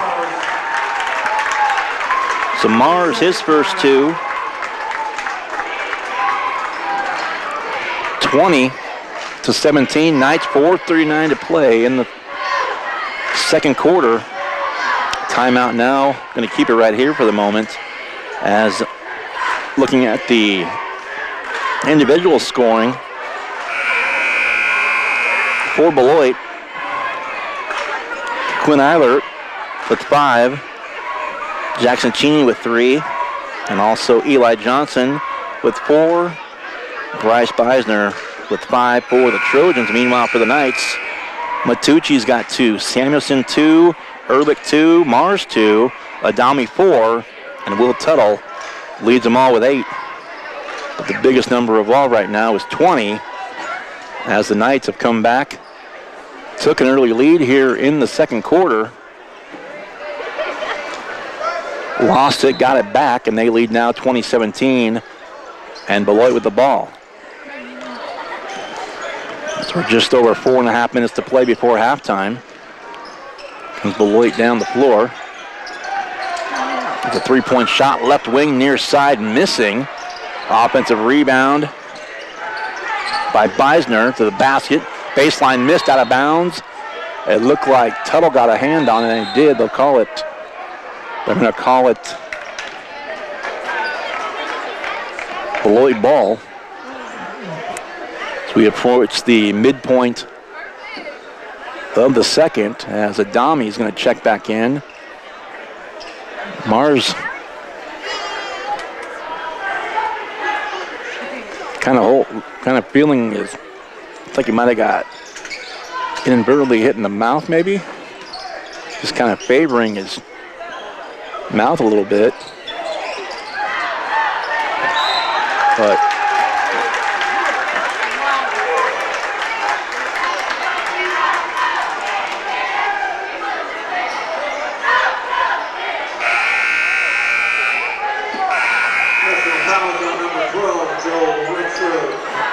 going to call a foul on Beloit.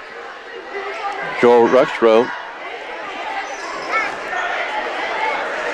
First foul for either team here as we're at the 4:10 mark. Just about 4 minutes gone by here in the second quarter. Matucci across the timeline looking for a pick from Tuttle. And around, and foul's going to be called. This will be a second one on Beloit.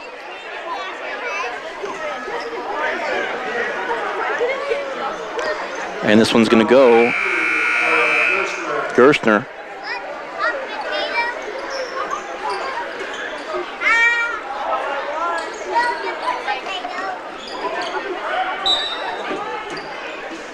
Inbound to the backcourt. Adami to Matucci. Now back across the center stripe. Around Tuttle, back to Tuttle. Tuttle driving, slipped, gets it off to Ehrlich. In the lane, turn, baseline left, to the basket, up, and Bogart, no foul called. Beloit with the ball back. And Adami had a steal for a moment.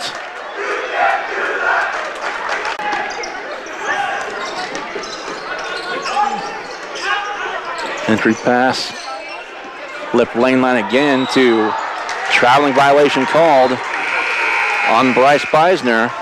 Knights will get it back. 3:25 to play, second quarter, and up 3.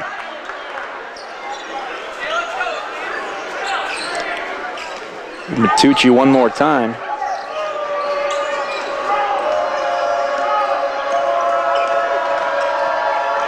Matucci, swing pass, Tuttle for 3, far corner, he got another one.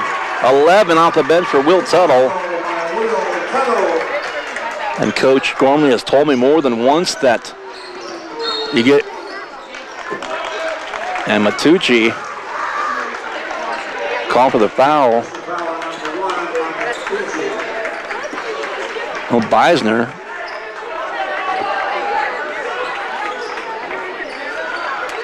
Thought he might have led with that forearm, but the foul will go on Matucci nonetheless. So each team with 2 in the quarter. 3 minutes even to go before halftime. 23-11, or 17 rather, the score. Shot missing. So, little statement there by Ehrlich. Doherty threw it off of the shin of Eli Johnson. It goes out of bounds, but a little frustration maybe letting out by Ehrlich. Nonetheless, timeout call, 2:44 to play before halftime. Sacred Heart team.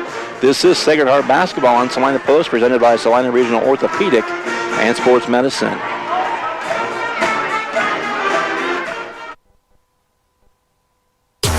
The hours of drills, the pre-dawn workouts, the hundreds of laps. It takes hard work, passion, and drive to do what you love.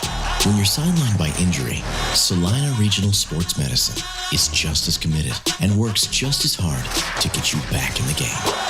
Salina Regional Sports Medicine, 785-452-7366. SalinaRegionalSportsMedicine.com. Welcome back to Beloit. Adam Coulter and Avery Cadle on the broadcast. Again, it's been brought to my attention that our video having issues, and I apologize for that. As far as I'm aware, the sound is fine, the video not so much, but again, our apologies for that. And I know there's people back in Salina that are aware of that, and also our folks here filming aware of that. So whatever can be done will be done. But again, I hate to hear that's happening, but I do apologize for it on behalf of all of us here. Back to action though, Tuttle for three again. That one will miss. Rebound Beloit. 2.5 to play before halftime. And Beloit with the ball back down to half dozen now, their biggest deficit.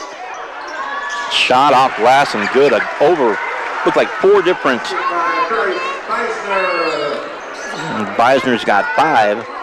Actually got 7 now, but had to go over 3 or maybe 4 nights to bank that one home. They all converged on him. Matucci. Now Tuttle. Matucci up top again. Now he'll drive. Pull-up shot kicked out. Bogart. A couple of steps beyond the arc. Bounce pass. Matucci. Shot up as Walker Tuttle's in there. Assist to Matucci. Basket to Walker Tuttle. And the lead is 6 once more, 25-19. 1:40 left before halftime, and Matucci reached in and thought he might have got a tip off his Beloit defender. That would have been Cheney, but to no avail. Beloit retains possession as we approach the 90-second mark. 3-ball near side wing, good.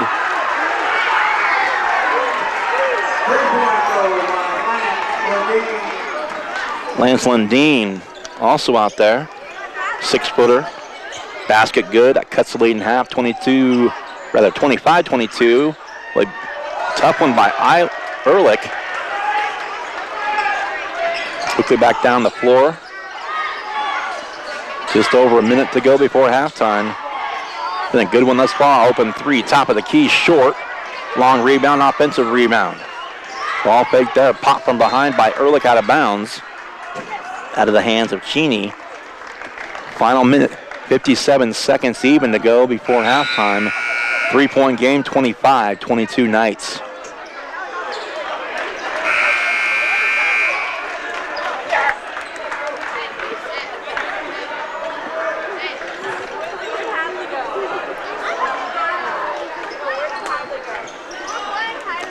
Shot on the inbound, no good. Offensive rebound, put back up, also missed. Foul on the floor. That'll be 3 against the Knights. 54.3 to go before halftime.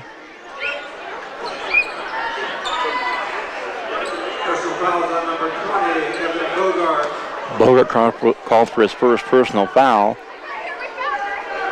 Beloit's inbound, baseline left. Their half of the floor. Another 3 to tie. Got it. Cheney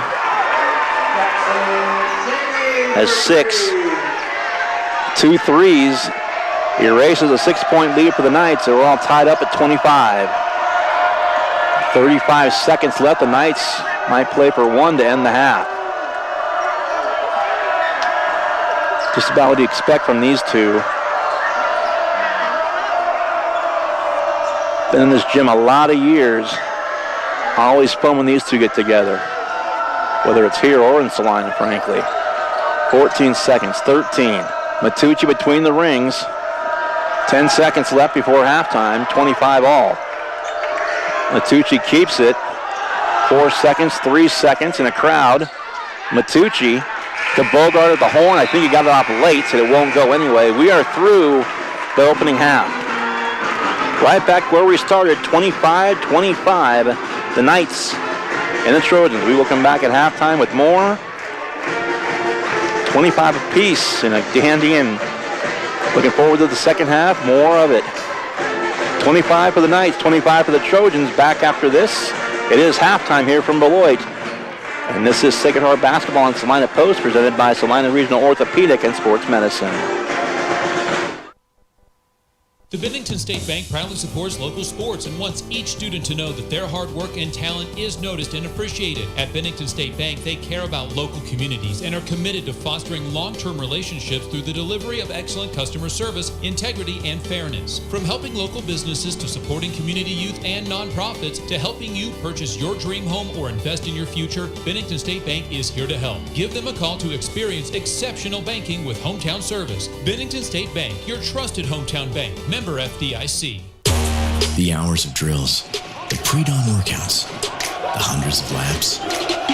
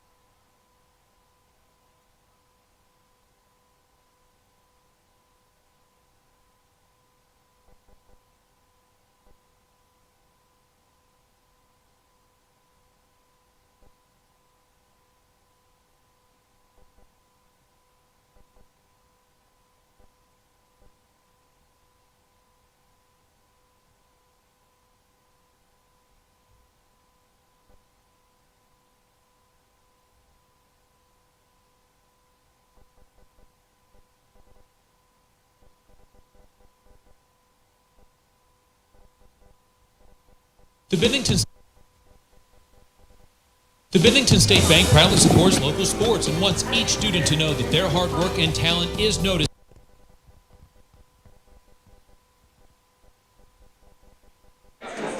Welcome back to Beloit. Adam Coulter and Avery Cato on the broadcast this evening. Quick scoring here in the game thus far for the two teams at a 25-25 tie. Will Tuttle leads Sacred Heart in all scores with 11. 4 for Luca Adami and 2 for a bunch of the guys. 2 for Walker Tuttle off the bench. 2 for Jason Mars, Max Ehrlich, Jet Samuelson, and Michael Matucci, all with 2 for Sacred Heart.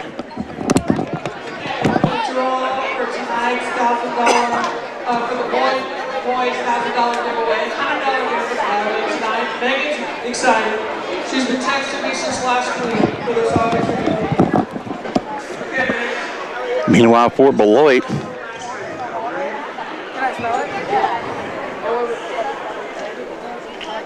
seven points for Bryce Beisner, 6 for Jackson Cheney, 5 for Quinn Eilert, and 4 points for Eli Johnson. 25-25 here at half. We'll take another break. We'll come back with more after this and get you set for the start of the second half. You're listening to Sacred Heart Basketball.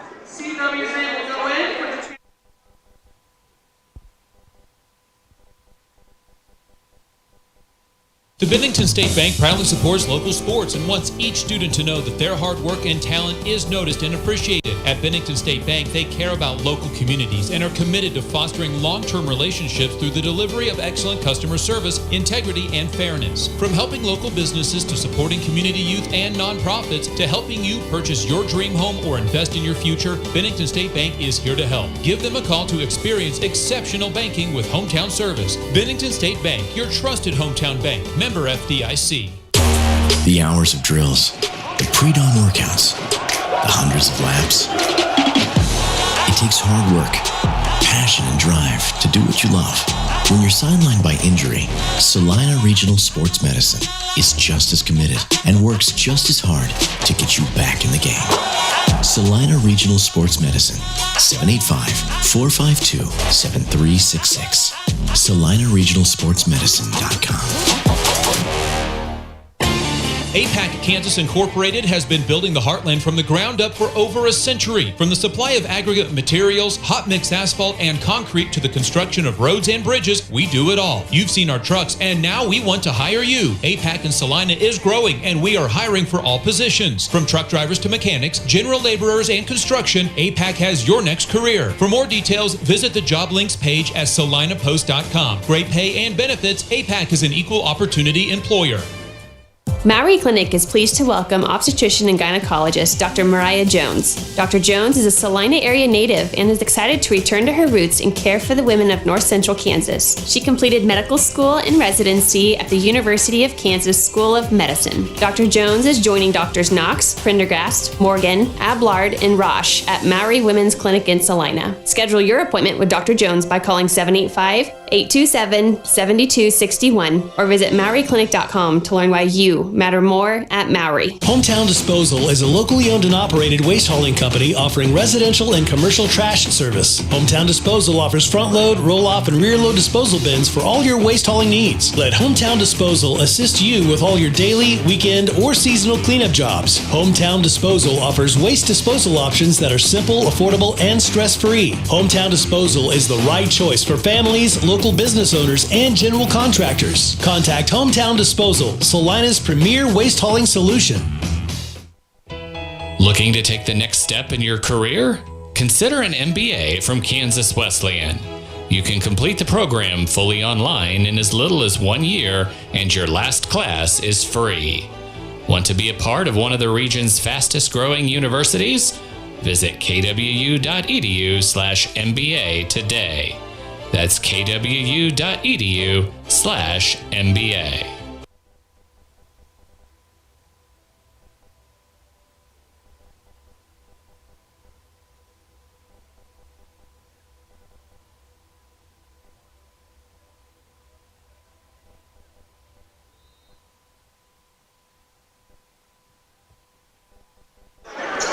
Welcome back to Beloit. Underway in the second half, a 25-25 tie. It's a turnaround in the lane. Shot no good as Beloit now will go left to right as you view it. Knights left to right. And again, as I say that, I would have been told about our video acting up tonight, so I do apologize on behalf of us for that. I'm glad the audio is still going, but again, I've been informed here and from back in Salina that video's sketchy, so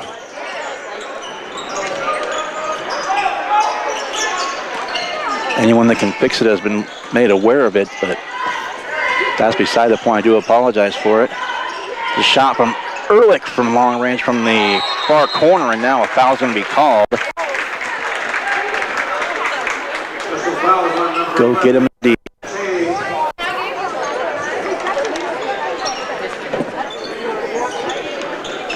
(25-25). And speaking of our audio, we do appreciate you listening and hopefully watching wherever you might be here this evening.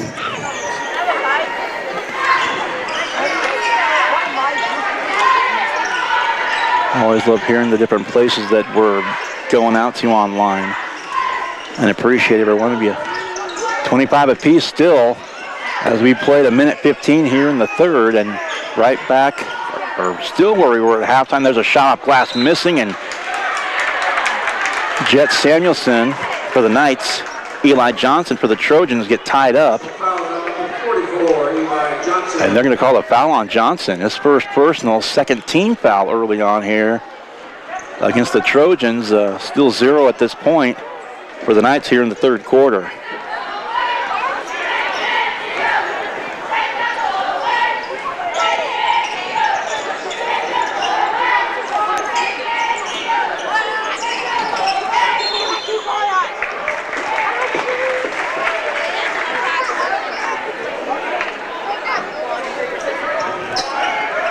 .6:22 to play now. It's going to be out of bounds right in front of the Knight bench. And still a stalemate here in the third quarter, much like the first half of the game, the first 2 or 3 minutes, where it took a sec for anyone to get on the board. 2 minutes gone by now in this third quarter. Still 25-25. Mars with it for the Knights. Now Ehrlich near side wing.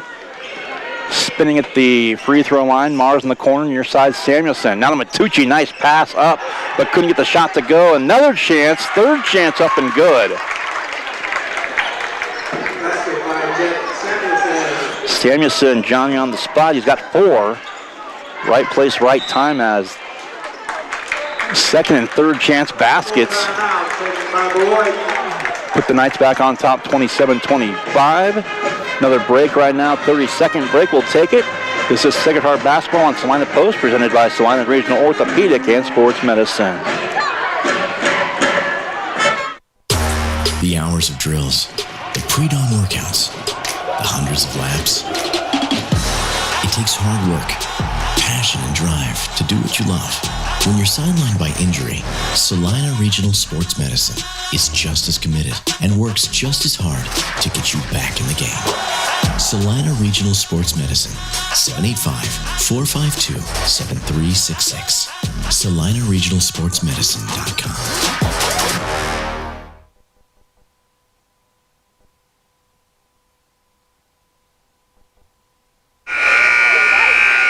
Welcome back to coverage of Sacred Heart Basketball. I mentioned it earlier, just while I have a moment here. After tonight, between the games scheduled and the makeup games for Sacred Heart, they play this Friday, next Monday, next Tuesday, next Wednesday, next Friday, and next Saturday. We'll talk more about that as the game rolls on. 27-25 Knights. Knights with the lead, Beloit with the ball. There's a drive to the right lane line, kick back out. When the Knights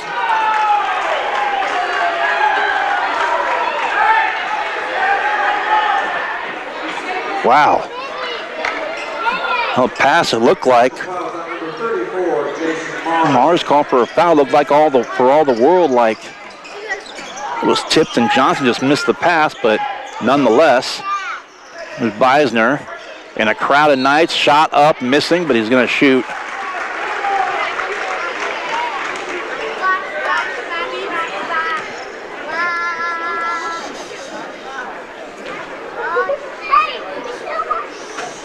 (27-25). We've got 5:14 to go in the third.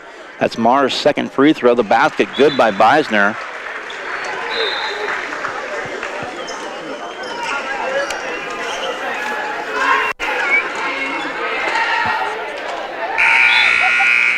That's his 8th point.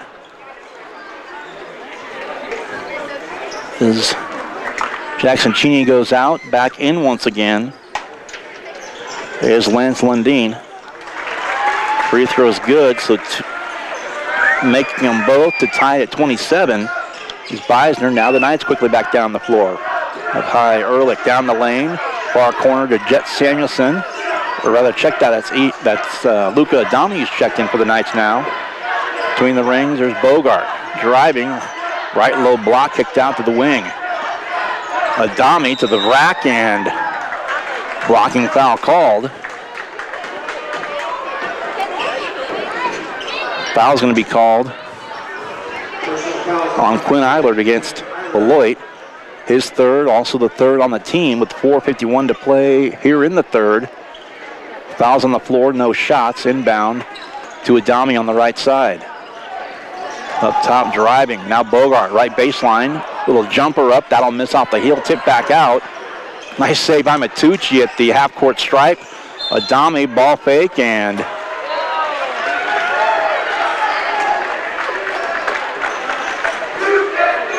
another turnover against the Knights. Nonetheless, long three left side up for the lead is good. That's Gerstner. His first basket. What a time for it. 30-27 now. It's a 5-0 run by Beloit. On the other end, to answer no good. Samuelson the rebound off the miss from Ehrlich. And this should be 4 fouls now against Beloit here in the quarter. 23. That'd be Lance Lundeen. His first personal. But again, Beloit now with none to give. The next foul and everyone after that for Beloit would result in 2 foul shots here throughout the rest of the third quarter. Matucci, far side, Ehrlich for 3 from the corner. Buried it. So Beloit goes up by 3 momentarily. Ehrlich with modest 5 points here, but we are tied at 30 between these two powerhouses.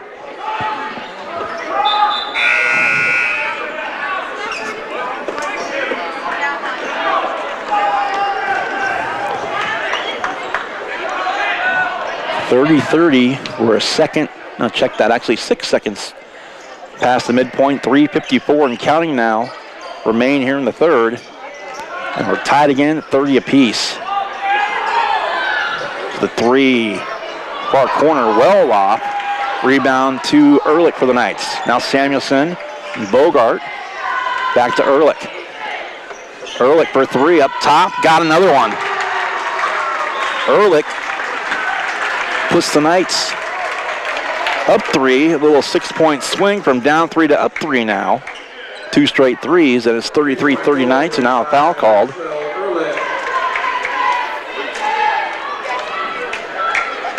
Mentioned, the Knights have only committed 2. That's the second personal foul, by the way, on Brody Litton. But more importantly, the 5th team foul against Beloit, so the Knights are going to shoot 2 free throws with every time they're fouled here for the remainder of the quarter. Jet Samuelson to the line for the Knights. First shot up. That one's off the heel, no good.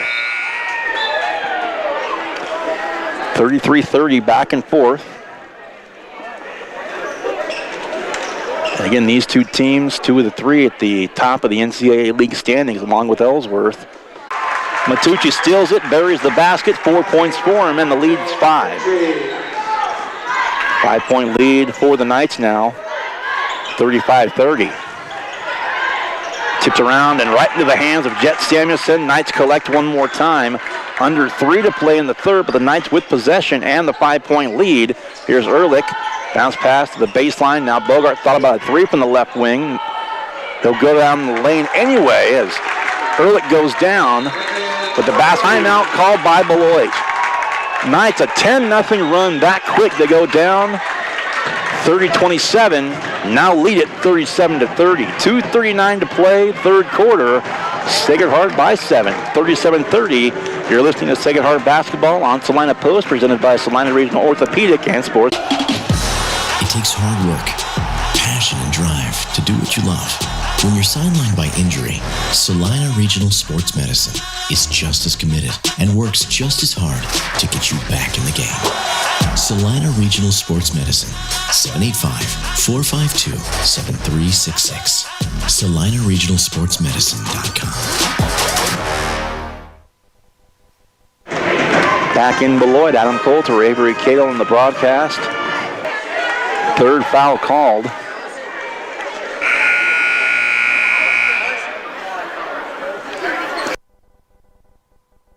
I take that back. That was already up there, so that was the last foul that was called. So the Knights again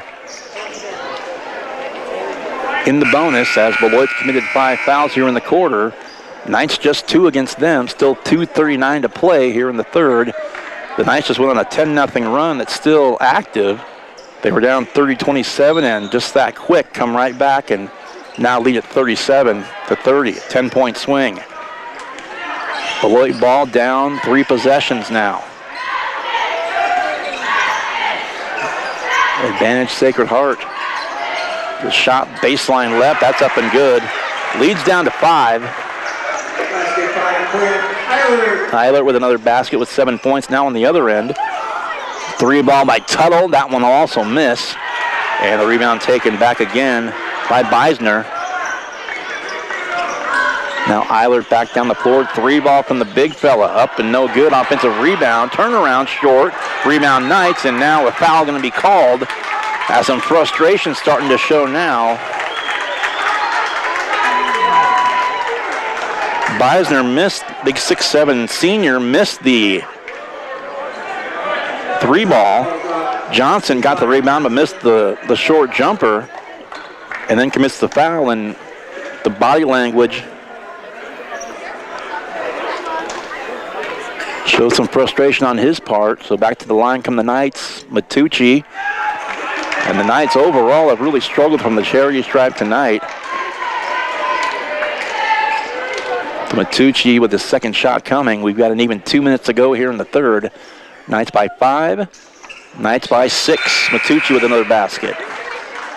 Another free throw. He's got 5 points in the game.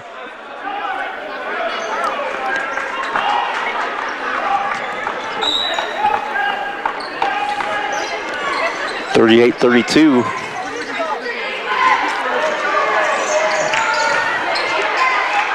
And here come the Trojans. A 6-point game. 1:50 to play, third quarter. There's a shot up, no good, and a foul called on the Knights. 2 shots coming. This will be the third team foul on the Knights, and it's go, it looks like, on Ehrlich for the Knights.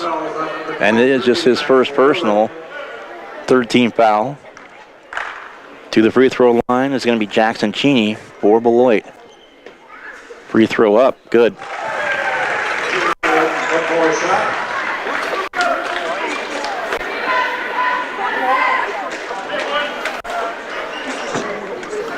And now he's got 7. And 8.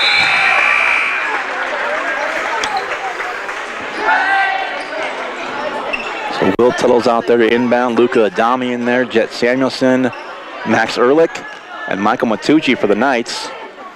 In there for Beloit. Eli Johnson and Brock Beisner both out there. Quinn Eilert. Joel Rexroth's in there. Shot from the corner, missing again.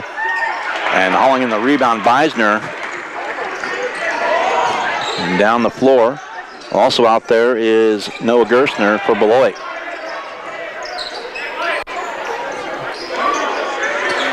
near side to Rexroth.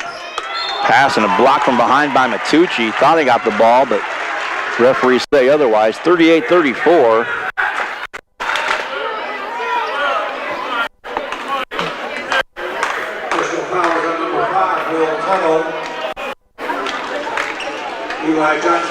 Will Tuttle call for the foul.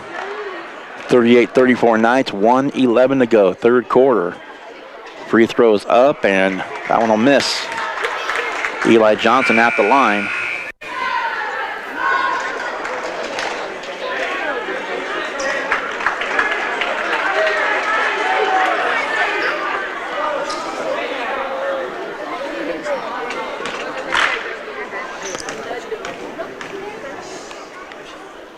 Free throw up, also missing. Nothing hurt on that trip. Adami down the floor for the Knights. Here's Matucci. Samuelson down the lane, picks up his dribble. Back to Matucci beyond the arc. Under a minute to play, 55 seconds to go here in the third. Knights by 4, 38-34. And there's an offensive foul called on the Knights. That'll be non-shooting foul. That is the 5th foul on the Knights.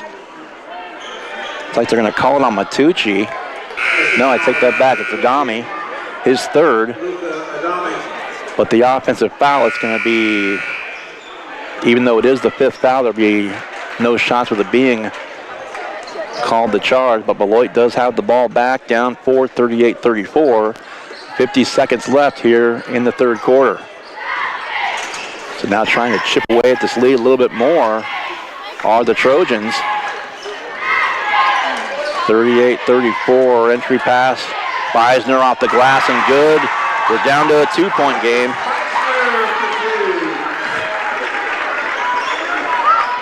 Got Beisner down with 11 points. One possession game again. 38-36. Ehrlich. Now Will Tuttle near center circle and Matucci. Final 15 seconds here of the third. Matucci give and go from Samuelson off the glass and good with the runner. To Matucci, 2 more, and that will do it through 3. It's been a goodie. Back and forth we've gone. After 3, Sacred Heart leads it by 4, 40-36 over Beloit. And this is Sacred Heart basketball on Salina Post, presented by Salina Regional Orthopedic and Sports Medicine.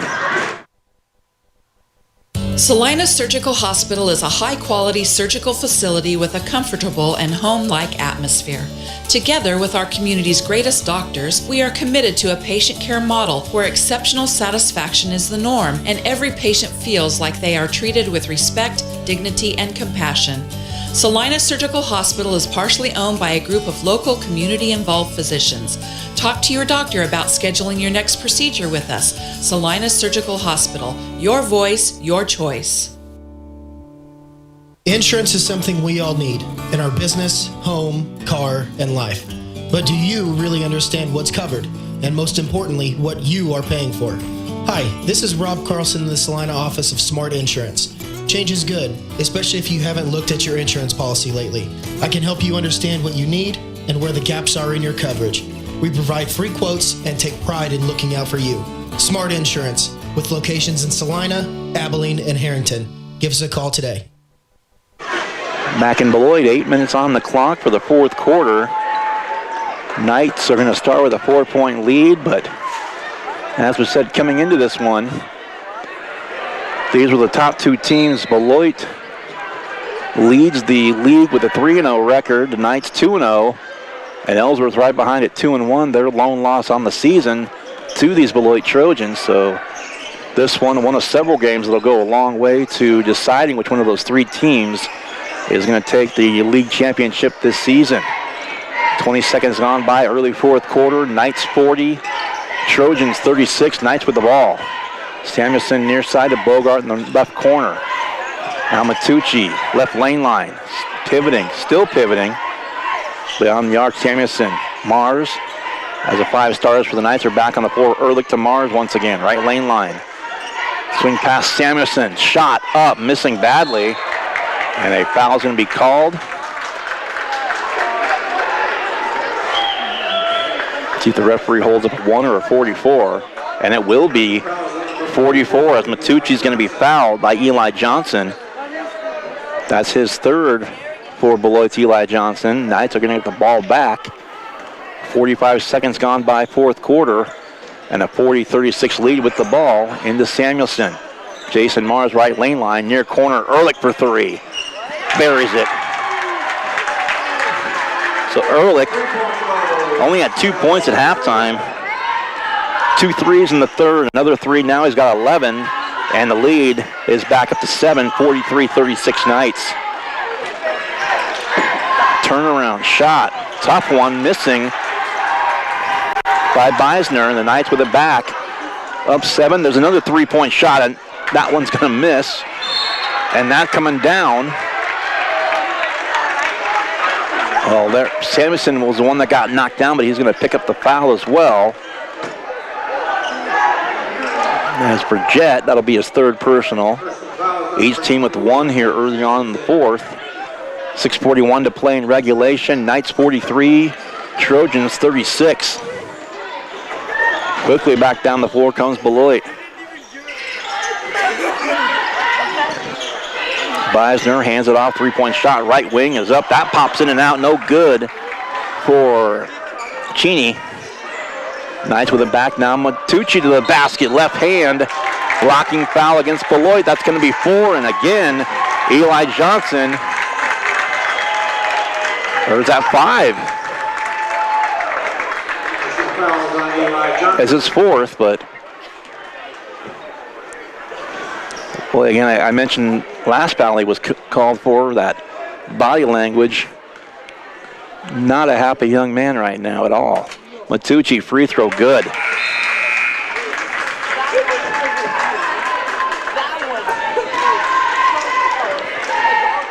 So 40-36 after 3. The Knights, 4 was spurt to start the fourth. They're up 44-36, and now 45-36. 9-point spread. Knights with the advantage. A minute 45 gone here in the fourth.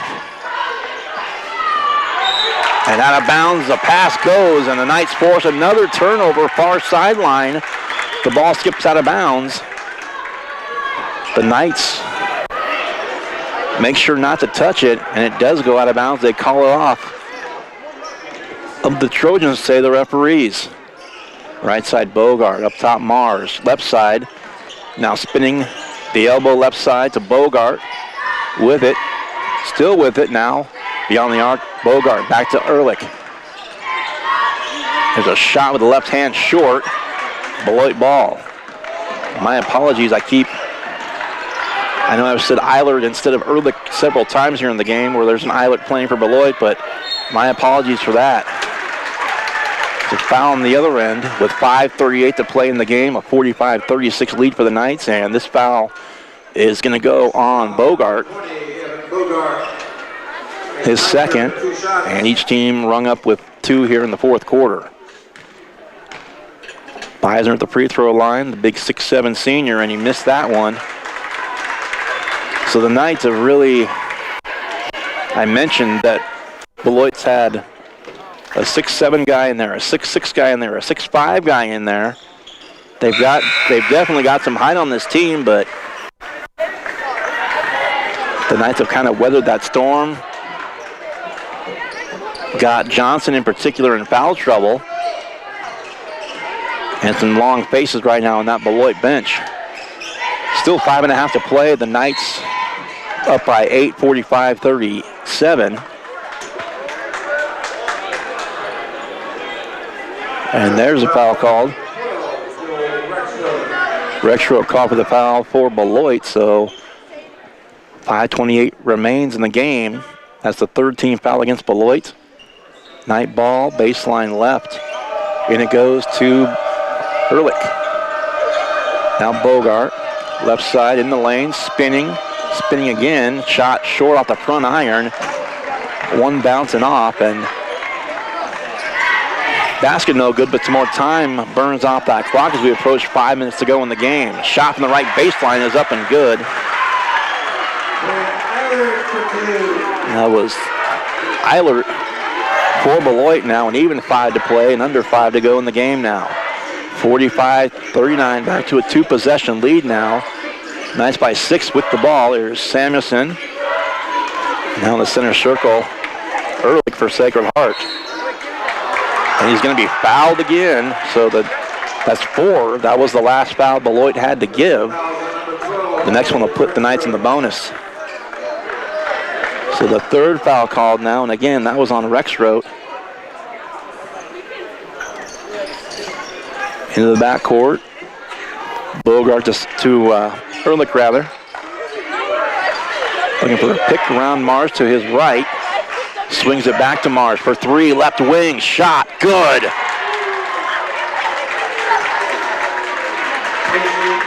Jason Mars, game, missed a couple of free throws, missed a couple from the field, but come on here in the second half. And what a time for a 3 there. It's a 9-point game again on the other end. Shot missing, rebound to Samuelson. One and done, missed by Eilert. And the Knights now can slow things up as we approach the midpoint of the final quarter with just over 4 minutes to play. And the Knights with the ball and the 9-point advantage. 48-39. There's Samuelson left side. Matucci now to the basket. In a crowd of Trojans now. Bogart for 3 up top, and he hits it.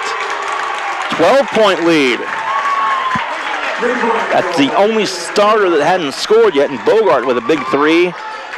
Knights by 12 here on the road at Beloit after an 18-day layoff. They had not played since January 5th, and there's a runner and a blocking foul going to be called on Bogart, as it was Beisner for Beloit driving. So that'll be the 4th team foul, I believe. 3rd personal on Bogart. And I'll take that back. It's a 3rd team foul against Beloit, so the Knights still one to give before they put Beloit in the bonus. For 3 up top, short. And rebound knocked around into the hands ultimately of Michael Matucci with 3:21 to go in the game. And the Knights up a dozen and really has quieted this Trojan gym. Still behind their team, but definitely quieter, more noticeably not nearly as loud as it had been. And the timeout's called by the Knights, 30-second timeout. Going to keep it right here. I want to mention the schedule once again because it is, if you haven't heard this, I mentioned this a time or two earlier during the girls' game and once here during the boys' game. But after this game, they're home on Monday and Ellsworth on the road on Wednesday. So after tonight, this Friday, they'll play Hutch Trinity at home.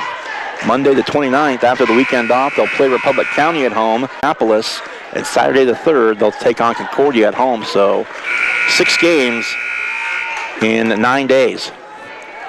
They'll be off the 27th, from the 26th through February 3rd. They'll be off the 27th, 28th, and February 1st.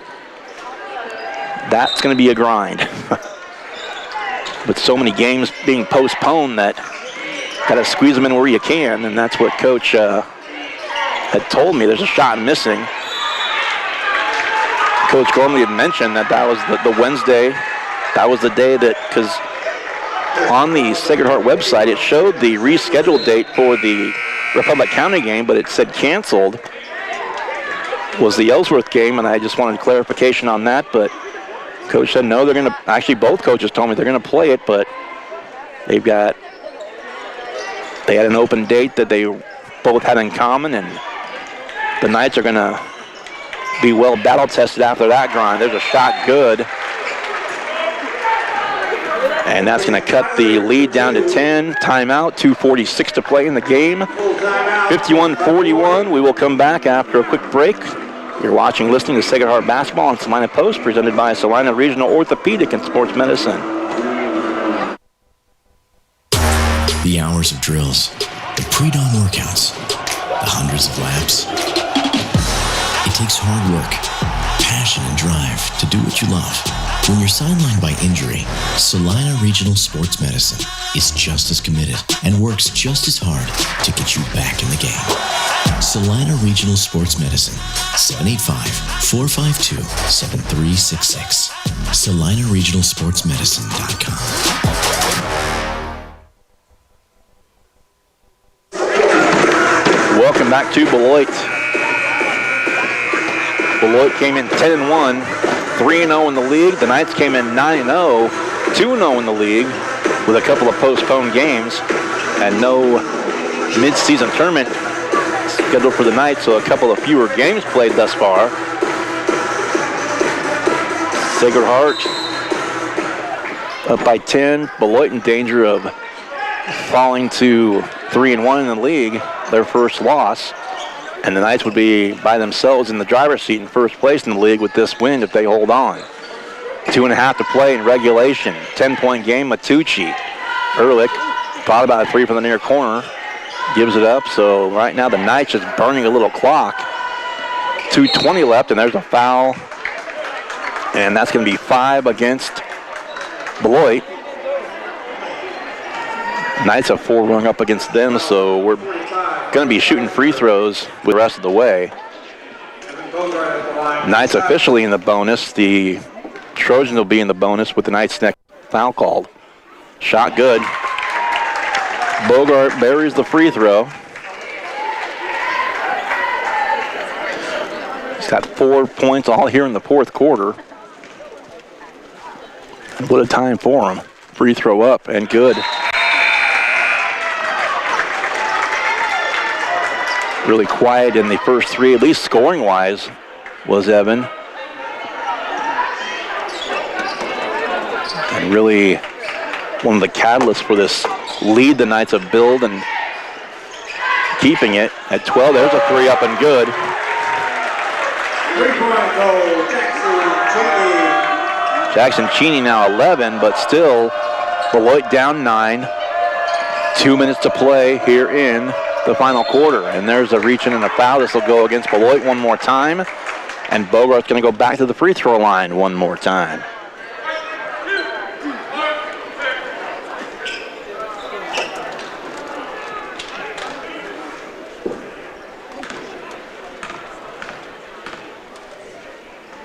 Really quiet gym, both ends. Free throw good.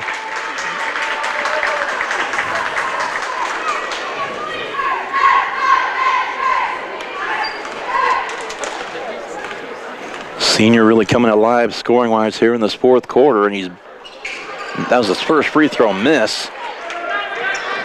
He's got 6 all here in the quarter, and there's another 3 on the other end.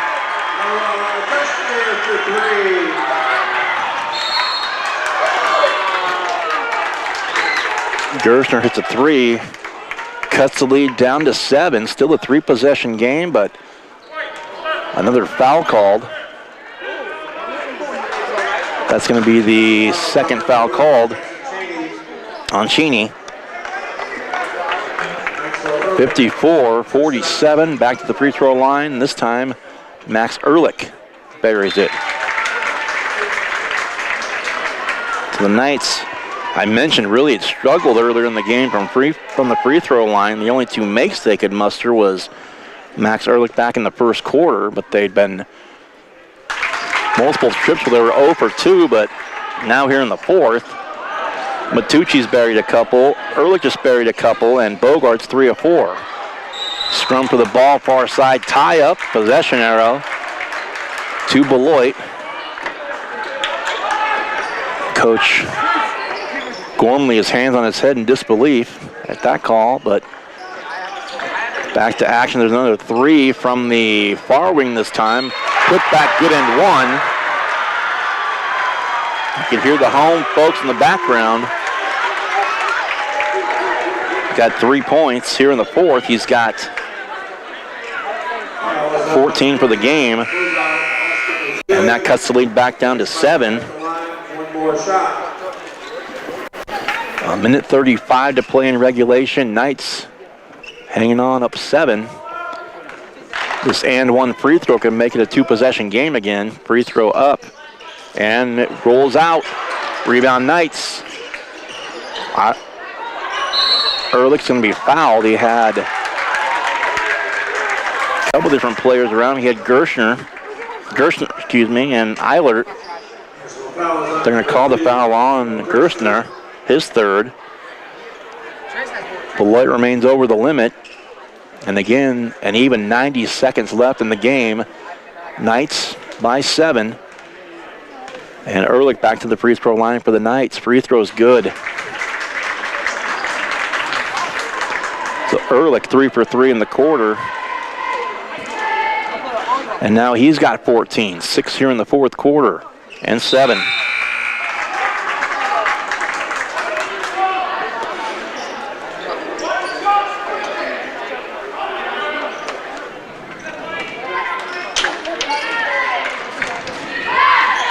On the inbounds, clock again rolls. 58-49 Knights. A long three up top, missing. Offensive rebound underneath is up and good. Beisner with another 2. If the Knights can hang on here, they've got the clock and the foul situation in their favor. 58-51. They keep making their free throws. Gerstner called for the foul.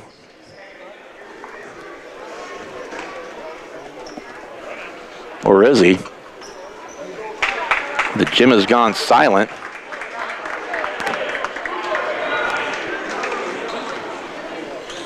And again, some frustration, some body language being shown. There's a miss by Ehrlich.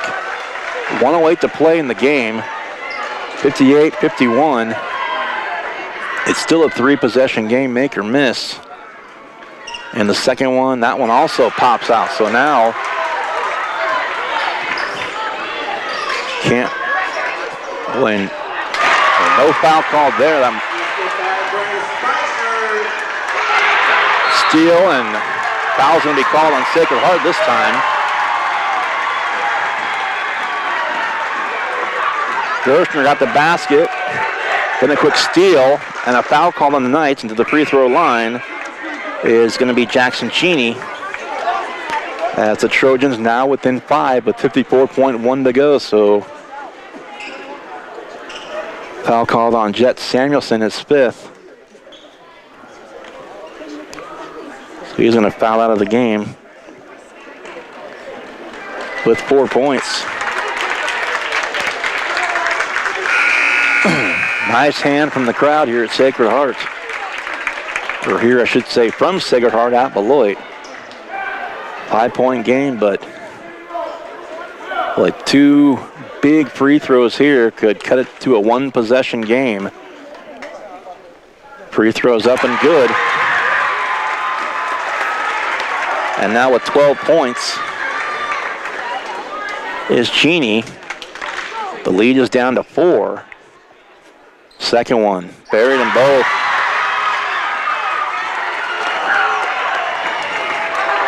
So the Knights cling to a 1-possession, 3-point lead. Inbound to, we got a foul away from the ball. Inbound went to Tuttle, but referees are going to call.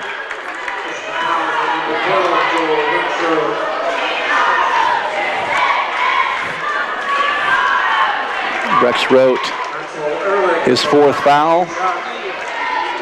Well, and even 1 of 2 here would be big for the Knights to put them back up. 2 possessions. First free throw by Ehrlich is good. 59-55.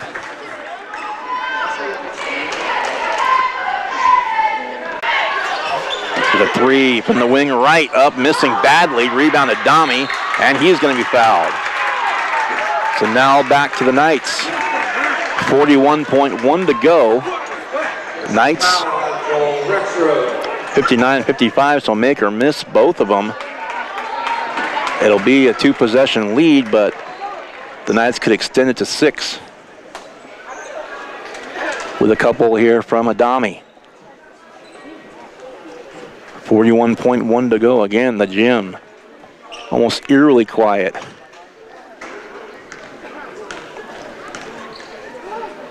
Adami's free throw good.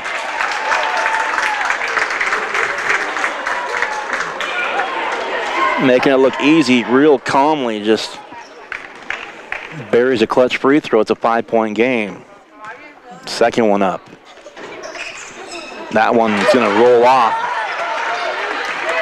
So 1 of 2 the last 2 trips for Ehrlich and Adami. There's a tip and a steal. Ehrlich got a hand on it. Now Matucci with it, and he's going to be fouled. So 1 point at a time. The last couple of trips the Knights have. Well, Beloit had it within 3 at 58-55. The Knights 1 of 2 straight trips, and they've extended the lead to 60-55. And now Matucci, a couple here would. Well, there's one. 6-point game. The next one might just ice it, make it a 3-possession game. 30.1 seconds left. Second one, and Matucci missed the second, so 1 of 2, and Tuttle nearly had the ball. And it's going to be Beloit ball, but another couple seconds ticks off the clock. So 28.7 to go, 61-55 Knights. And still, time for Beloit. And there's a foul, no shot, but that'll be a 2-shot foul with both teams over the limit. So about 9 more seconds after the inbound initially from 30.1 and now down to 20.9. Knights still up by 6 at the moment, pending the free throws. This is Johnson now back in there playing with 4 fouls. That was Adami's 4th foul committed, by the way. Johnson with another one. Got him with 5. 61-56 Knights. Second one good. 61-57. Still a 2-possession game, but 20.9 rather. Now, cliche. I've seen stranger things happen. Lost out of bounds. Oh, slipped. Wow. Ehrlich got the inbounds pass and slipped. Might have been some moisture over there on the baseline. But he went down. He lost the ball out of bounds. What are the referees going to call?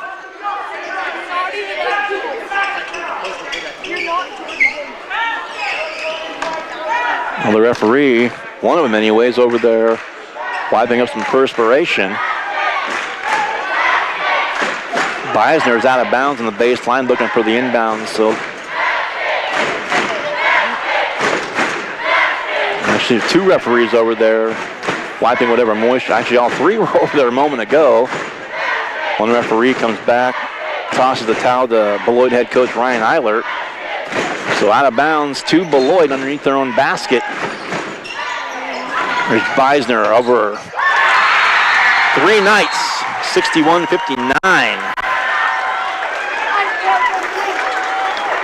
Only a timeout call, 14 seconds left.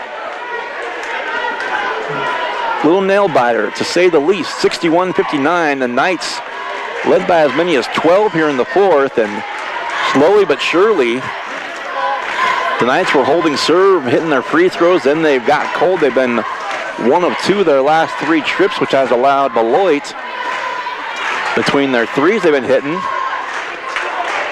and the passes down low to 6'7"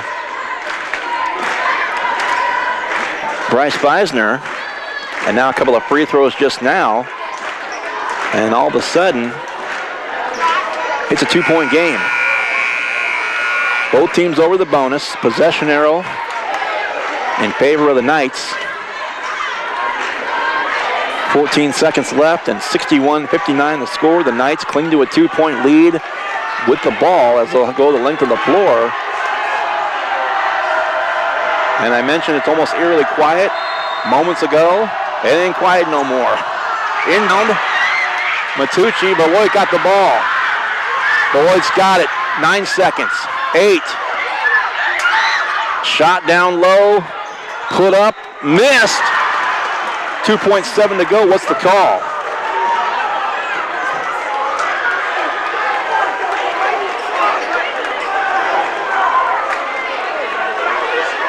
My.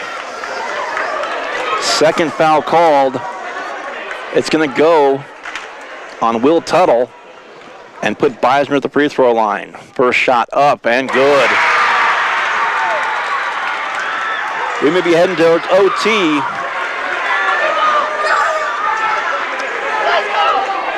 And that would only seem appropriate, but still, 61-60, one shot for Beisner to tie it. Up and good. Wow. Timeout Knights. Well,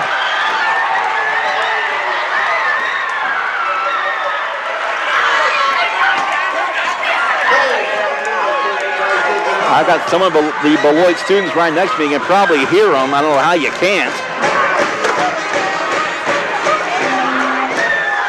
Well, timeout Knights. 2.7 to go in regulation. In the possession arrow in favor of the Knights as well. And we are deadlocked at 61.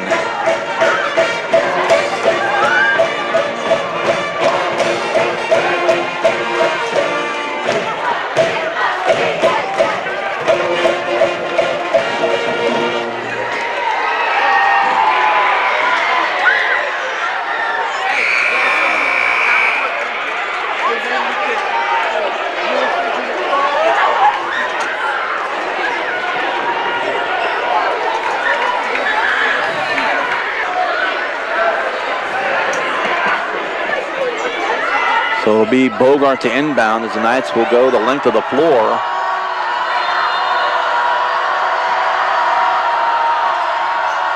Bogart gets it inbounds into Tuttle for three at the horn. Off the rim, we're going to overtime.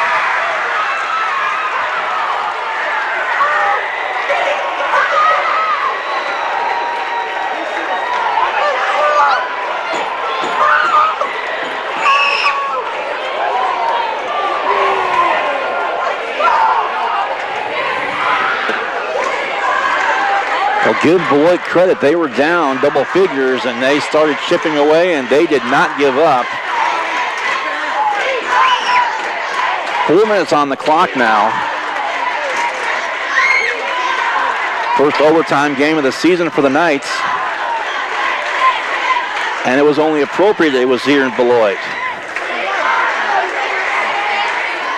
12-11 Beloit after one, 25 apiece at halftime. The Knights led by 4 after 3 at 40-36. Had a double-figure lead early in the fourth. Beloit did not give up, kept chipping away, and now we're set for overtime. 61-61. 4 minutes on the clock as we go to overtime.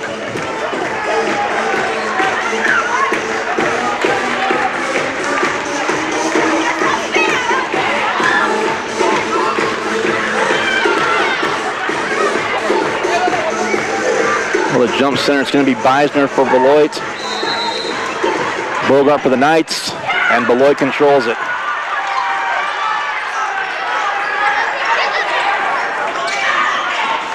Beloit ball, right elbow, shots missed, rebound to Bogart for the Knights. 15 seconds gone by, overtime here at Beloit as we are tied at 61. There's Ehrlich for the Knights to the rack, blocked. But lost out of bounds.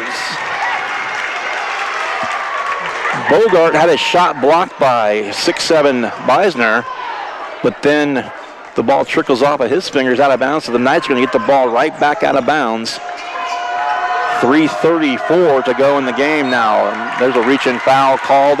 Matucci to the free throw line. So again, both teams in the double bonus, or in the bonus rather.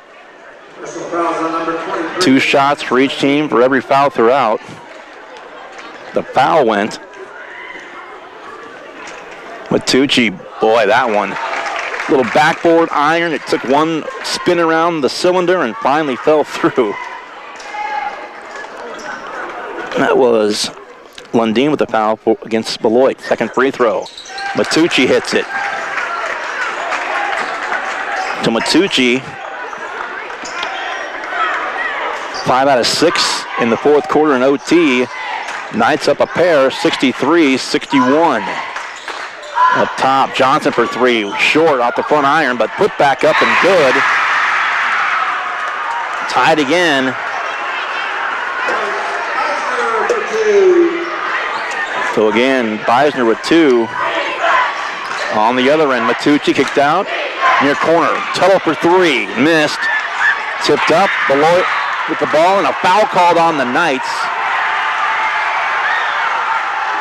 As an even 3 minutes remains in the game. Tied at 63, and now Beloit's going to have a chance to take the lead. To the free throw line, Eli Johnson. Eli Johnson, 2 shots. That was Matucci's just his second personal foul, but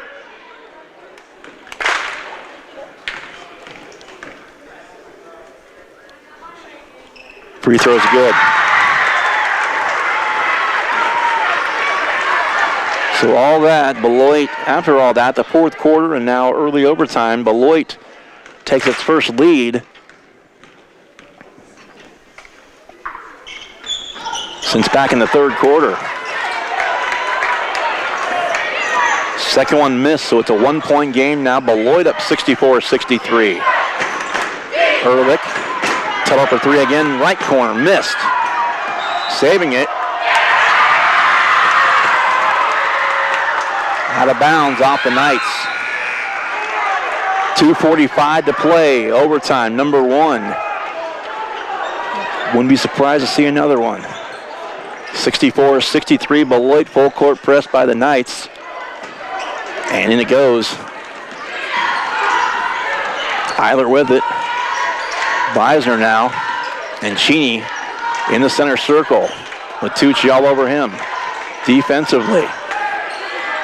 Another pass to Beisner, down low, missed the shot, but drew the foul. 2:26 to play in regulation, or I'm sorry, in overtime, I should say. And that foul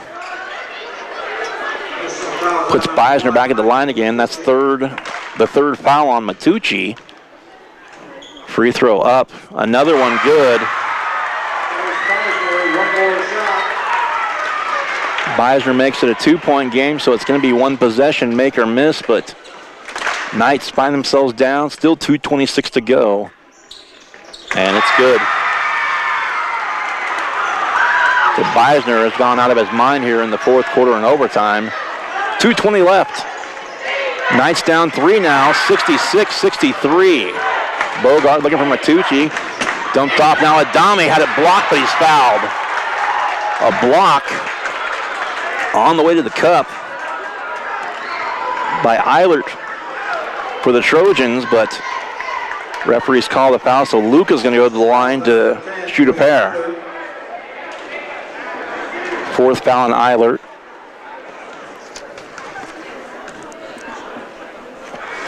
Adame's free throw's good.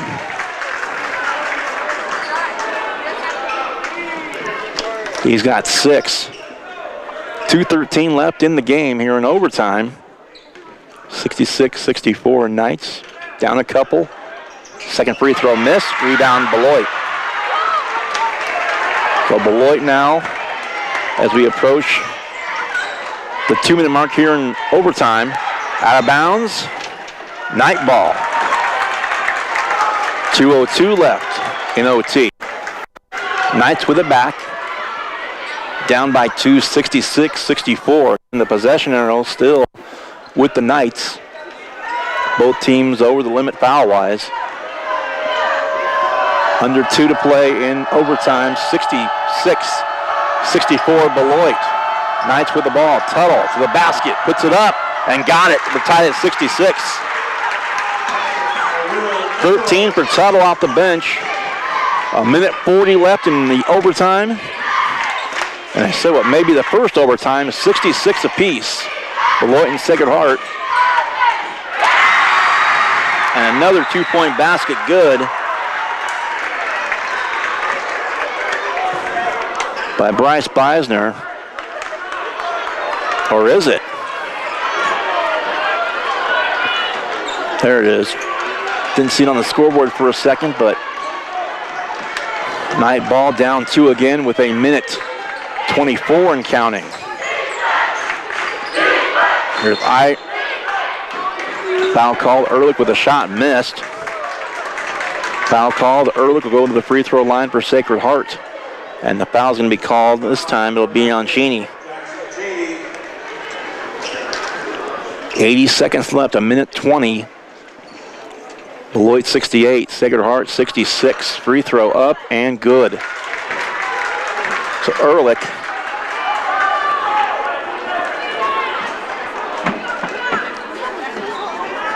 $17 points. 18 points. Tied again. Again, another trip to the line. 1:15 to play in regulation. I keep saying regulation. We're in overtime.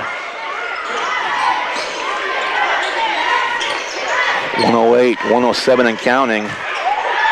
Open three is missed. Rebound taken by the Knights.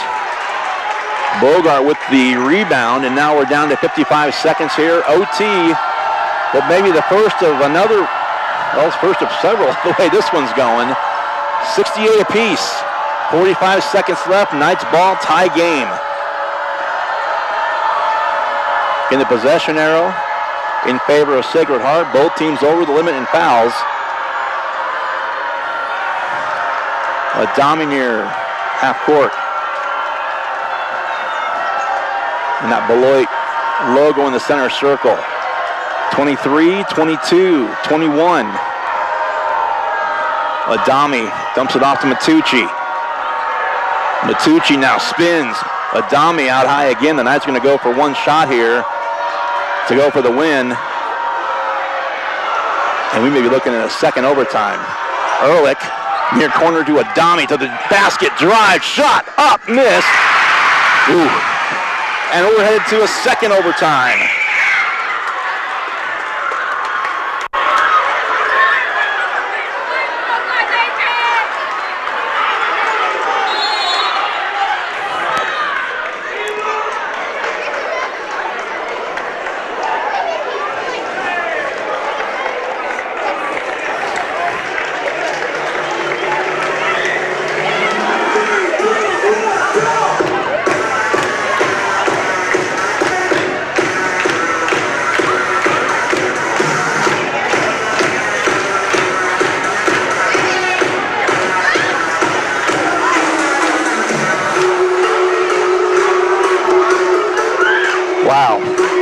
Catch your breath.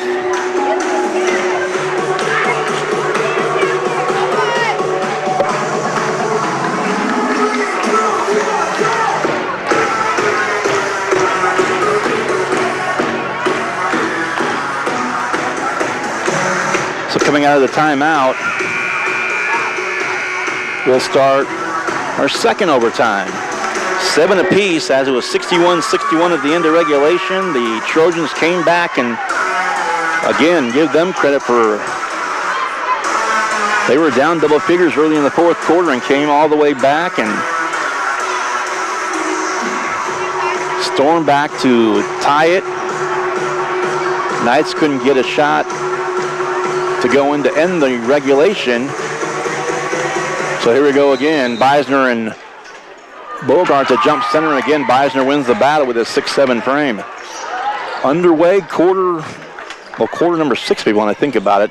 Second OT, we're tied at 68. Reaching now, out of bounds, it's going to be off Tuttle. Excuse me. 3:42 to play in OT number 2. 68-68 again. Both teams into the bonus, foul-wise. Possession arrow, Sacred Heart. Open three, shot good.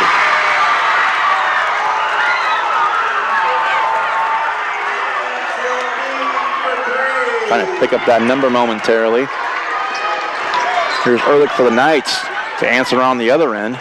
Dumped down Matucci for three to answer, and he missed that one from the near corner. And the ball, as the three-pointer was good for Beloit by Lance Lundeen. And Matucci Didn't mean to do it. Kind of got wrapped up around Eilert for Beloit and puts him to the free throw line. That's the 4th foul on Matucci.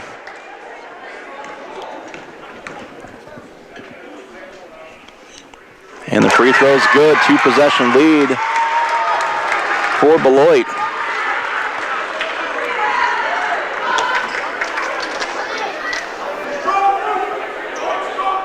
Well, it's going to be a heartbreaker for Falls in this one. 72-68, Beloit, 3:07 to play, overtime number 2. And his second free throw coming here for Eilert. Jim quiet again, and the free throw is good again. So the Knights down 5. Biggest deficits in since the first quarter. Matucci in the lane, kicked out, far corner. Ehrlich there, now he'll drive to the basket, and it's tipped out of bounds. He was looking for Will Tuttle here in the near corner. Tipped out of bounds. 2:52 to play in overtime number 2. Beloit now up by 5, 73-68. Into Ehrlich. Ehrlich thought he smacked the ball off of one of the Beloit players, and the referees say otherwise. Mars comes out, Adami back in for the Knights. 2:50 left now in overtime number 2. Beloit, all 5 points here in the second extra session. They lead 73-68 with the ball and 2:40 left in this overtime. Ball fake on the far side for 3 is passed up and a basket good. Cheney for a couple. And now it's a 7-point game.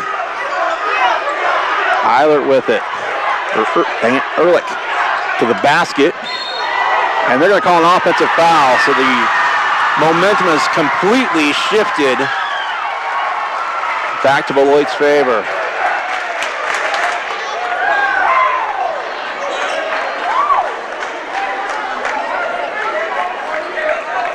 Offensive foul number 23, Maxwell Ehrlich.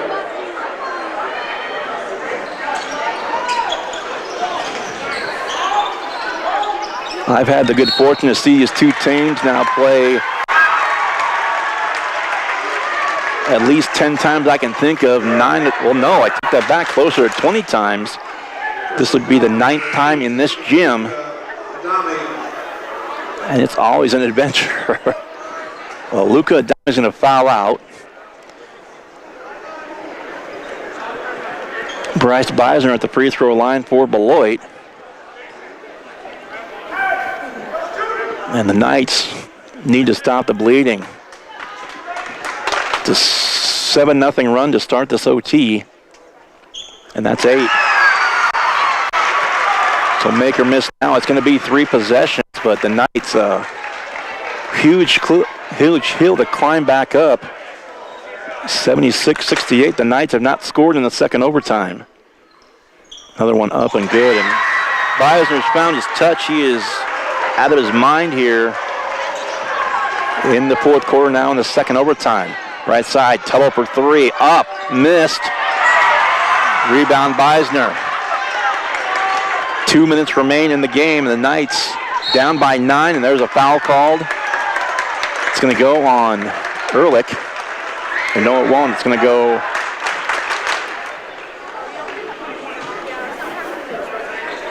well, there's a 23, so it will go on Ehrlich, as I said. Cheney to shoot 2. That's the 3rd personal on Max Ehrlich. Wow, 10-0 run to start the overtime, and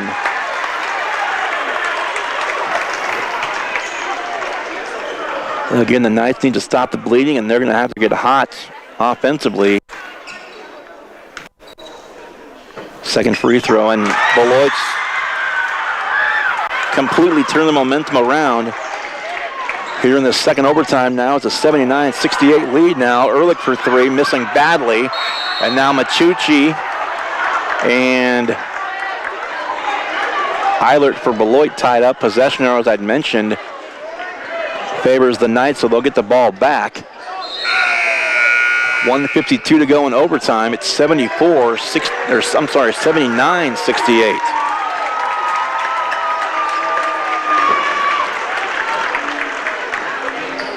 This would be a heartbreaker if the Trojans hang on here for the Knights. Quick inbound, Bogart lost it. Another tie-up, possession arrow this time to the Trojans.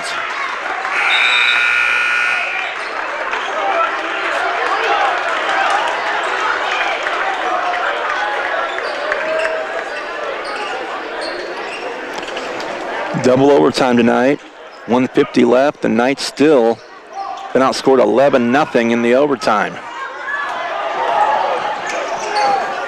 On the inbounds. Just a little passing, a little burning of the clock right now by Beloit.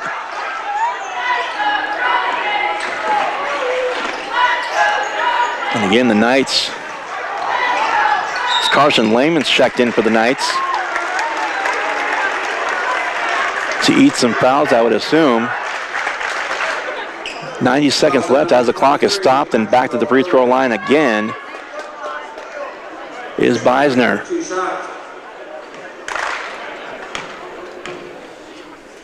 Free throw up. Again, he's good.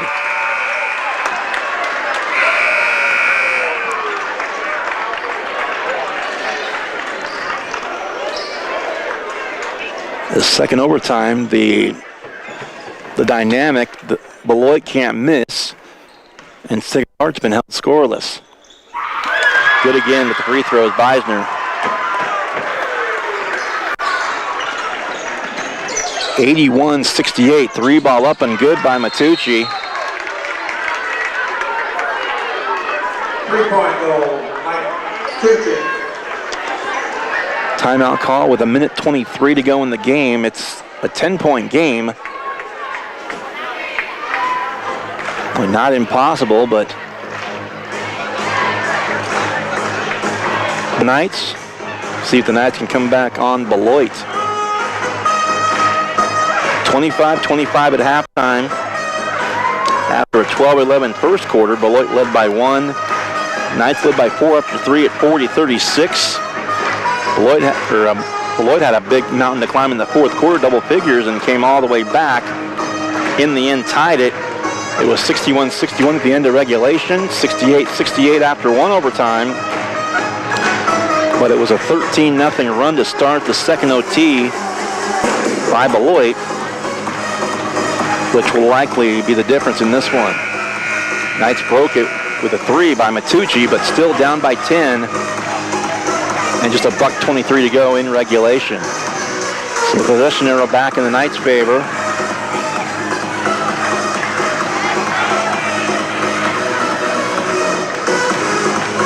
Again, each team over the limit in fouls.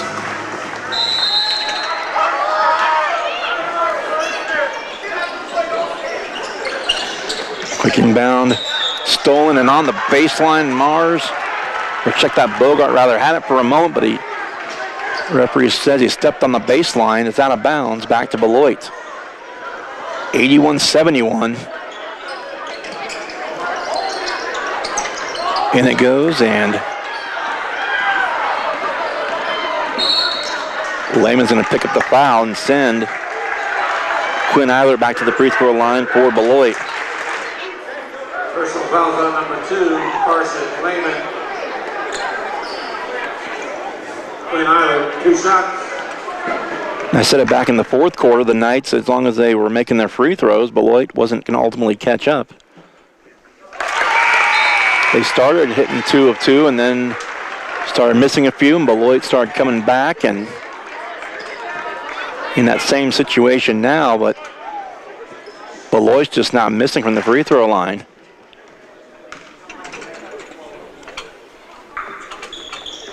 That's their first miss, I believe, here in the second overtime.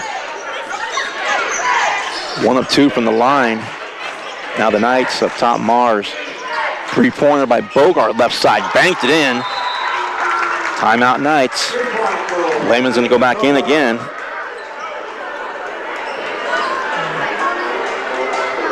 Bogart with 3 more. He's got 9. The lead is 8. And 1:04 remains, so not done just yet. And really both of these teams, give Beloit, I've said it multiple times, give Beloit credit for not giving up when they were down the stretch. It looked like the Knights were going to hang on, but Beloit tied it up, forced overtime, tied after overtime number 1. But again, Beloit came out in the second overtime, scoring 13 straight before Mike Matucci 3-ball broke the run, cut the lead to 10, and now it's gone to 9 and now to 8. But still, a heck of a pull that the Knights are looking up from with just 1:04 to go.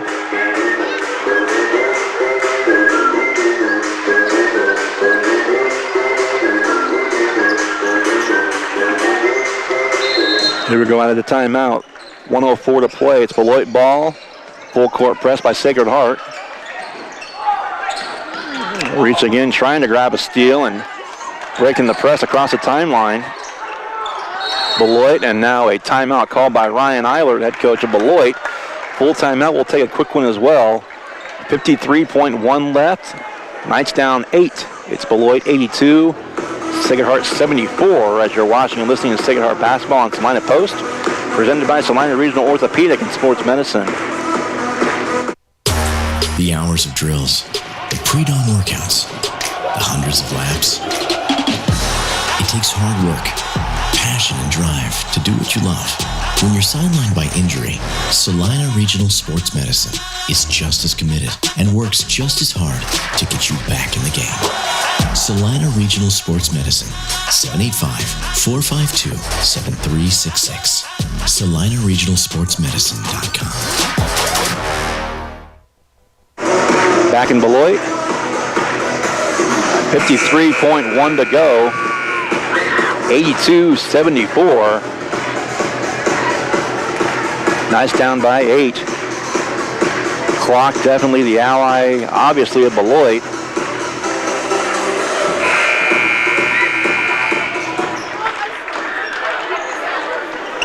So it's going to be Beloit ball, the inbound, just over the timeline on the far sideline. Quick inbound goes to Beisner. Now playing a little keep away. And a traveling violation. Knights will get it back. 47.6 to go. They're going to sub in Mars for Lehman. Matucci, Bogart, Ehrlich, Mars, and Will Tuttle in there for the Knights. Matucci kicked out, Tuttle for 3 from the far corner. That'll miss. Rebound to Beloit, fouled by Mars. That'll be his 5th. 38.2 remains, and it's unfortunately slipping away for the Knights. Well, I take that back. That's Mars' 4th. But back to the other end.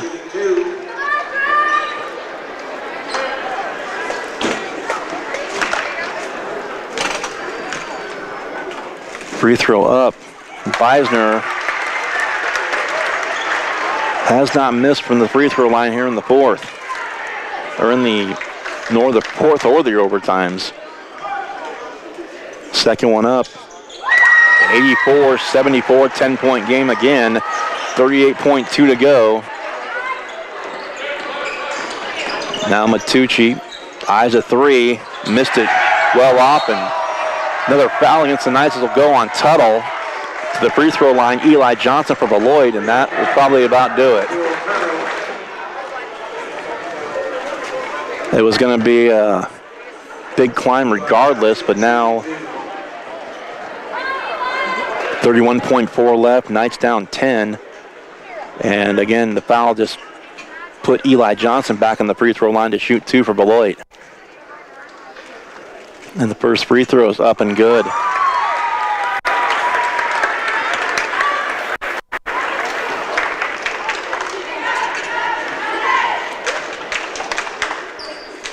The second one up and good. 86-74 Beloit. Knights are going to fall to 9-1, 2-1 in the league. Beloit's going to improve to 11-1 overall and 4-0 in the NCAA league. 3-point shot good. 3-point goal by Will Tuttle with 16. Back to a 9-point game, but time's going to run out on the Knights.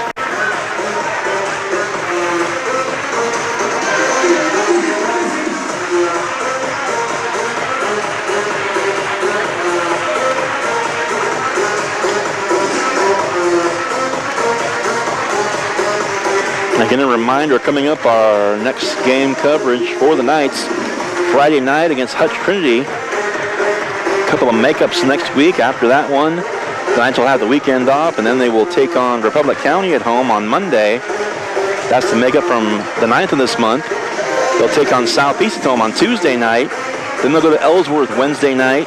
That's the makeup from the 12th of this month. Thursday off, Friday at Minneapolis, Saturday, Concordia at home. After tonight, starting Friday, 6 games in 9 nights for the Knights. But thankfully, they go to Ellsworth, they go to Minneapolis. All the others are at home.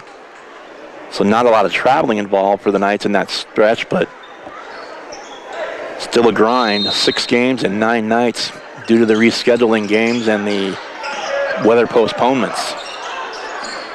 And it goes. Another foul will be on Tuttle against the Knights. The free throw line is going to go Lundeen. Lance Lundeen to shoot 2. That's the 4th foul on Tuttle. 19.9 to go. 86, now 87-77. Comes Mars back in one more time. Out goes Lehman.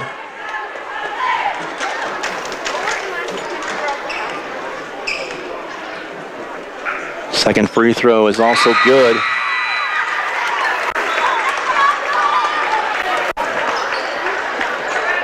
(88-77). Into Matucci. Eilert down the lane to the basket, up and under, missed the shot, and rebound Beloit, and I think the Knights are going to wave the white flag. And they will. The final seconds will tick away. Beloit storms back and going to win this one 88-77 in double overtime.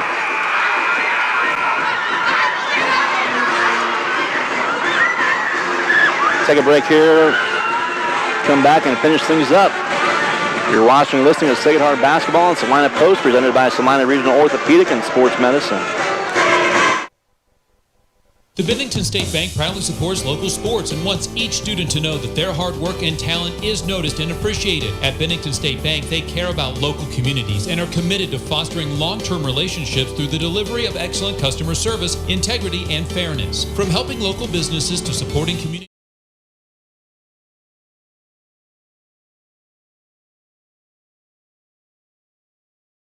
Exceptional banking with hometown service. Bennington State Bank.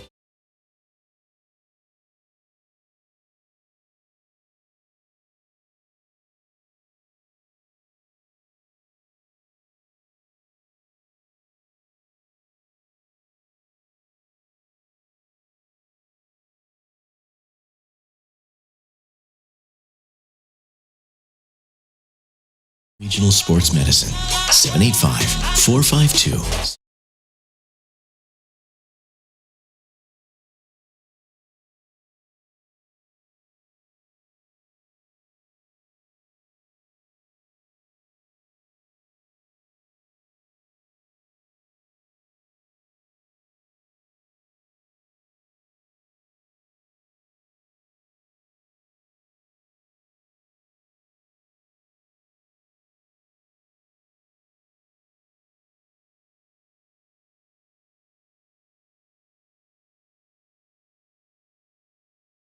Maui Clinic is pleased to welcome